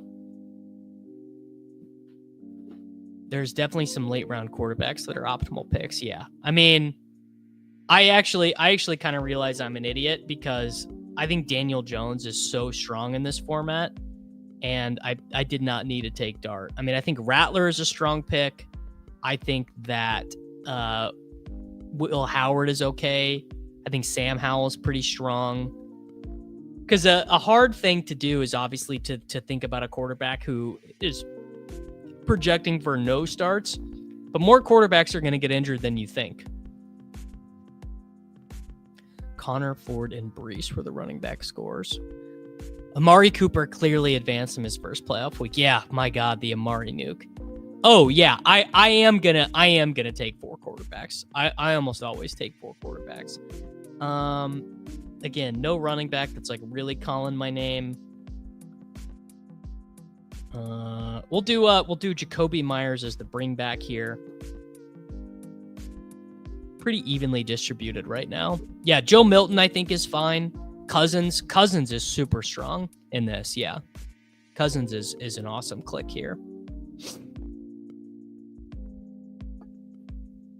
I mean, Cousins is still live to start 17 games for the Cleveland Browns.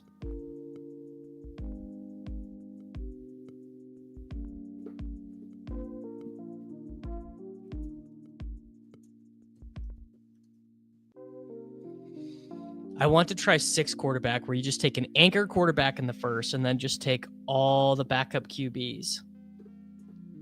I think I would say is too much. I probably need to do one of these. Just going too elite and just calling it.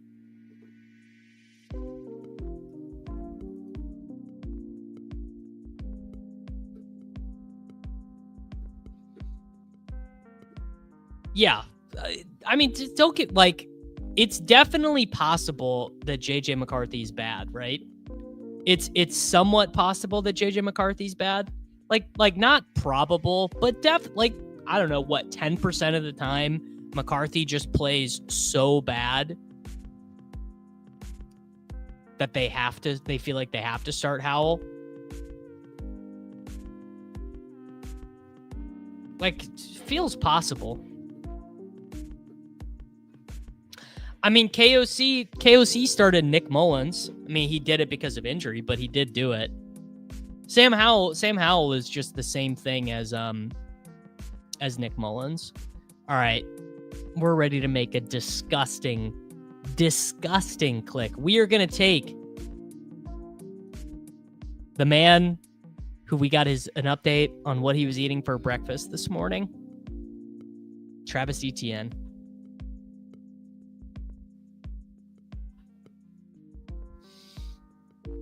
We're just balancing our exposures, boys.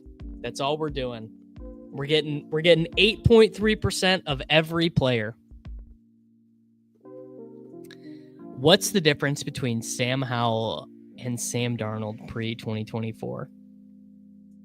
A wise point. All right. So we have got Brock Purdy, Matt Stafford, Jackson Dart, Saquon Barkley, Josh Jacobs, David Montgomery, Travis Etienne Jr., Puka Nacua, Ricky Pearsall, Jacoby Myers, and George Kittle. So now we're in a comfortable pocket of the draft. We can start hammering some wide receivers if we want.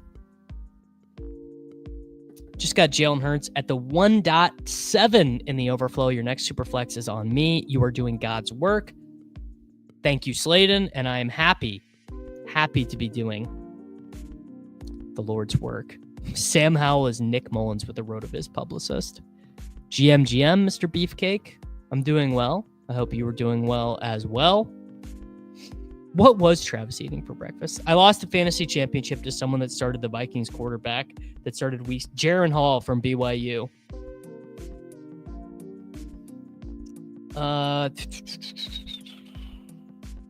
Could do Bech. Could do Burden. You know what? We're going to get a little bit of ceiling. We're going to do Jaden Blue. Stay Jaden Blue pilled.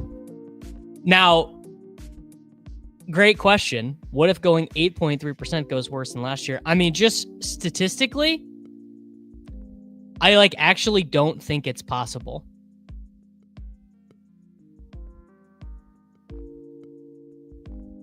I actually believe that if you truly just did a good, even dispersion of 8.3% of players, I advanced 7.8% of my teams in Best Ball Mania of 5. I just frankly don't think it can be worse.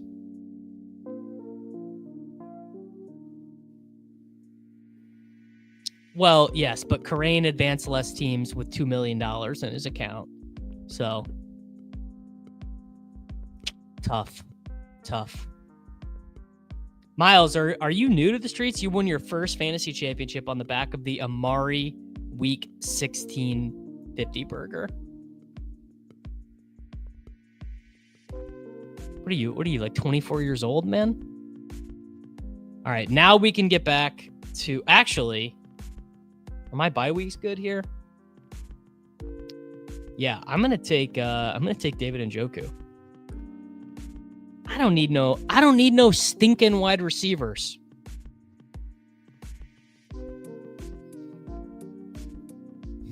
No, dude, I just fucking suck. Yeah, I knew you were young.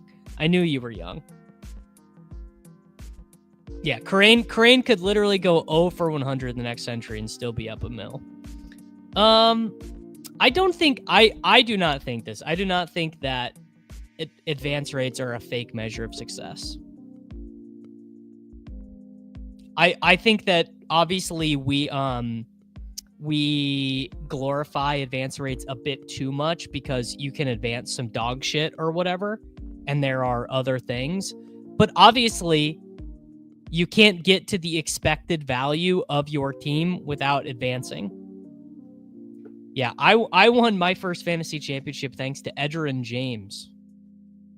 The kids, honestly, Miles might not even know who Etienne James is. Straight up, he actually just might not know. Miles, we got to know. Do you know who Etienne James is?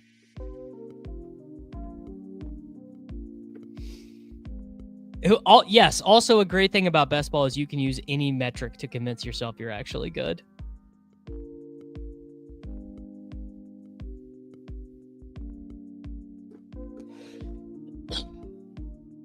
I can't believe an advance rate after Gritty had a better advance rate than me last year. Hey, Gritty had a bunch of league winners, right? Gritty drafted a ton of Quentin Johnston. Oh, who is the other guy? Let's take Hollywood Brown. Gritty, it was there was another bum who had a good year who Gritty took every time.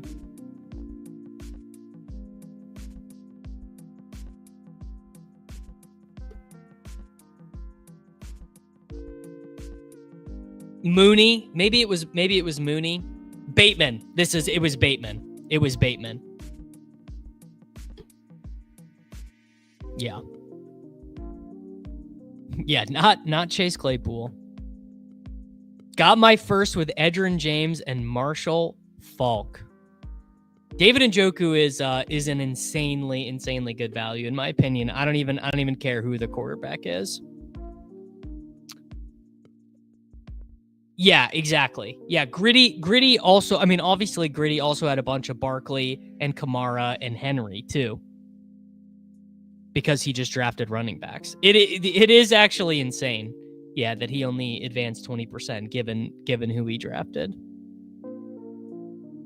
One with Kaepernick back in the Kaepernick season was great. Anyone else have Ricky Williams retire on their dynasty squad? All right. We have a 3-5-4-2. Okay, so we're going to wait for the last round probably for a quarterback because I missed on Cousins. I missed on Milrow. We need another wide receiver. We need a Giants wide receiver. So we are going to take... I am back-to-back drafts succumbing to my guy I was never going to take again, Wan'Dale Robinson, who is like so useless in this format because 13 points from wide receiver does nothing for you.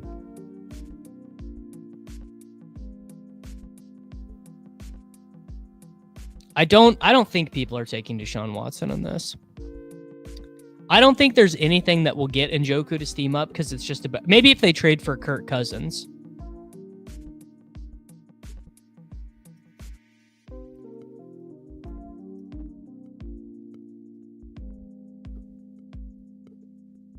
One person might be taking Deshaun.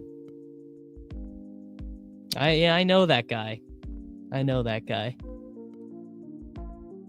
So let's see, who are the draftable guys here? I mean, I do think Rattler is draftable. I think Malik Willis is draftable. I think Mac Jones is draftable. I actually kind of like handcuffing quarterbacks in this. What meatball overlay is that, and where can I get it? Do you have an affiliate? I don't have an affiliate code, but you can get this overlay, which gives me the week 17 stuff and gives me the exposures. You can get that at the Endgame Syndicate. Yeah, there you go. I've got it configured to show my exposures. You can get that at endgamesyndicate.com. Theme of the day is Dylan Sampson. Let's just keep doing it. And then this overlay on the right, this one right here, is called the Sidekick, and you can get that at legendaryupside.com. Legendaryupside.com. It is pricier though. It is $99 a month.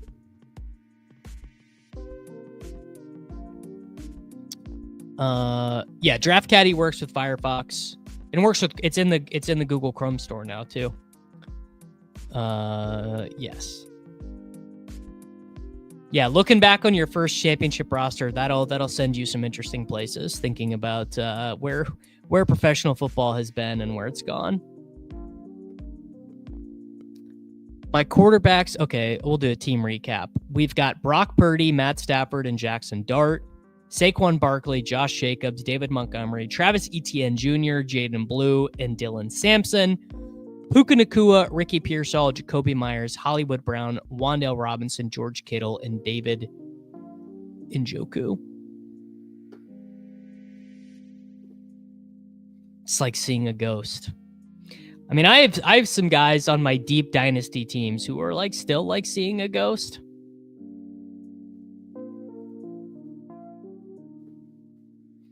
Yes, it's 2 wide receiver, 1 flex. So it's a pretty big difference, right? Actually, honestly, it's a huge difference in terms of how we're valuing wide receivers. Kind of need a touchdown guy. Actually, let's just get quarterback out of the way here. No, let's wait. Let's do 80 Mitchell. A little bit of 80 Mitchell is a treat. Either a guy who's not going to matter at all or the guy who's going to get me 22 points. I think you will. My guess, Peppertoni, is you will like the caddy. It's pretty non-intrusive.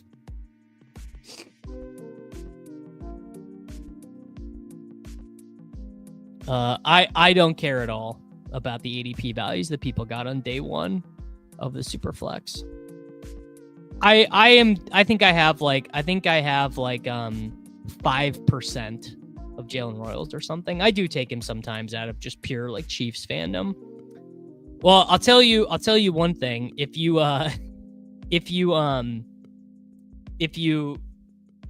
want on the Draft Caddy, you can load my rankings directly into it. There's an option in the settings tab because I'm partners with the boys over at Endgame Syndicate.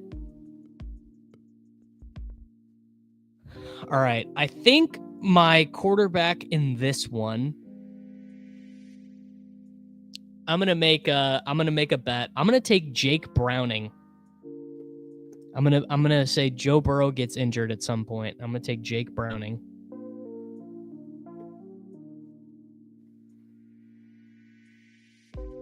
Bro doesn't even own a computer.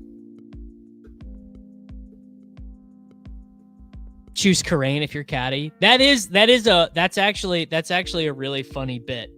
WFN. My rankings don't have extreme enough takes for me this year. I sub to you for the Matic experience. Well, I will say this. As we get a little bit closer to the season and we get some better information and I feel more comfortable in pockets in the market, there will be more extreme stuff in the rankings. I think the rankings, I'll just be more comfortable making stands when we just get a little bit more information. All right, we're going to do one more running back, one more wide receiver.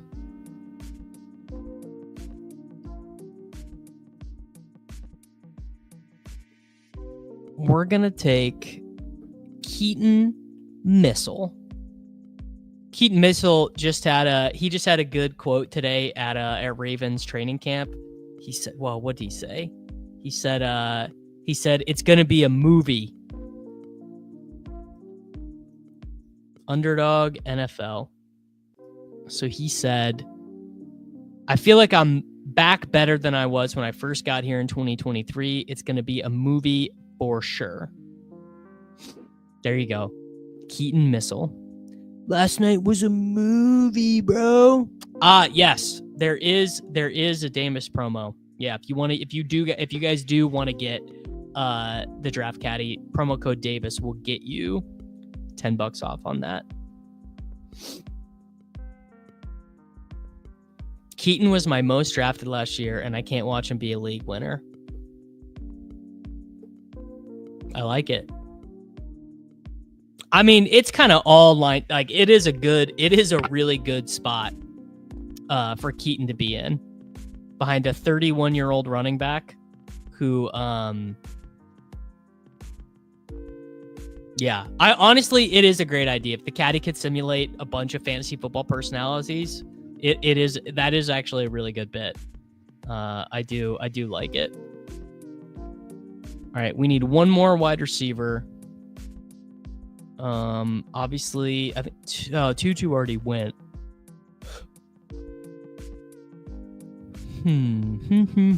Not really a Ram, not really a 49er. Slayton is gone.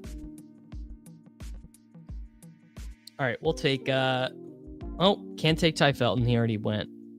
We'll take Jermaine Burton. Nah, Rasheen Ali, it's not happening. Jermaine Burton, 12.7 points last year. Come on down. Yeah, I think Cole Kmet obviously still making a bunch of money. Ari, Colston, Loveland, and too many mouths to feed. Final team, Brock Purdy, Matt Stafford, Jackson Dart, Jake Browning, Saquon Barkley, Josh Jacobs, David Montgomery, Travis Etienne Jr., Jaden Blue, Dylan Sampson, Keaton Mitchell, Puka Nacua, Ricky Pearsall, Jacoby Myers, Hollywood Brown, Wan'Dale Robinson, A.D. Mitchell, Jermaine Burton, and David Njoku. All right, boys, that's going to do it for me today. Head on over to patreon.com/DavisMattic for more content. Become a member of the channel, like the video, subscribe to the channel for daily fantasy football videos, and I will see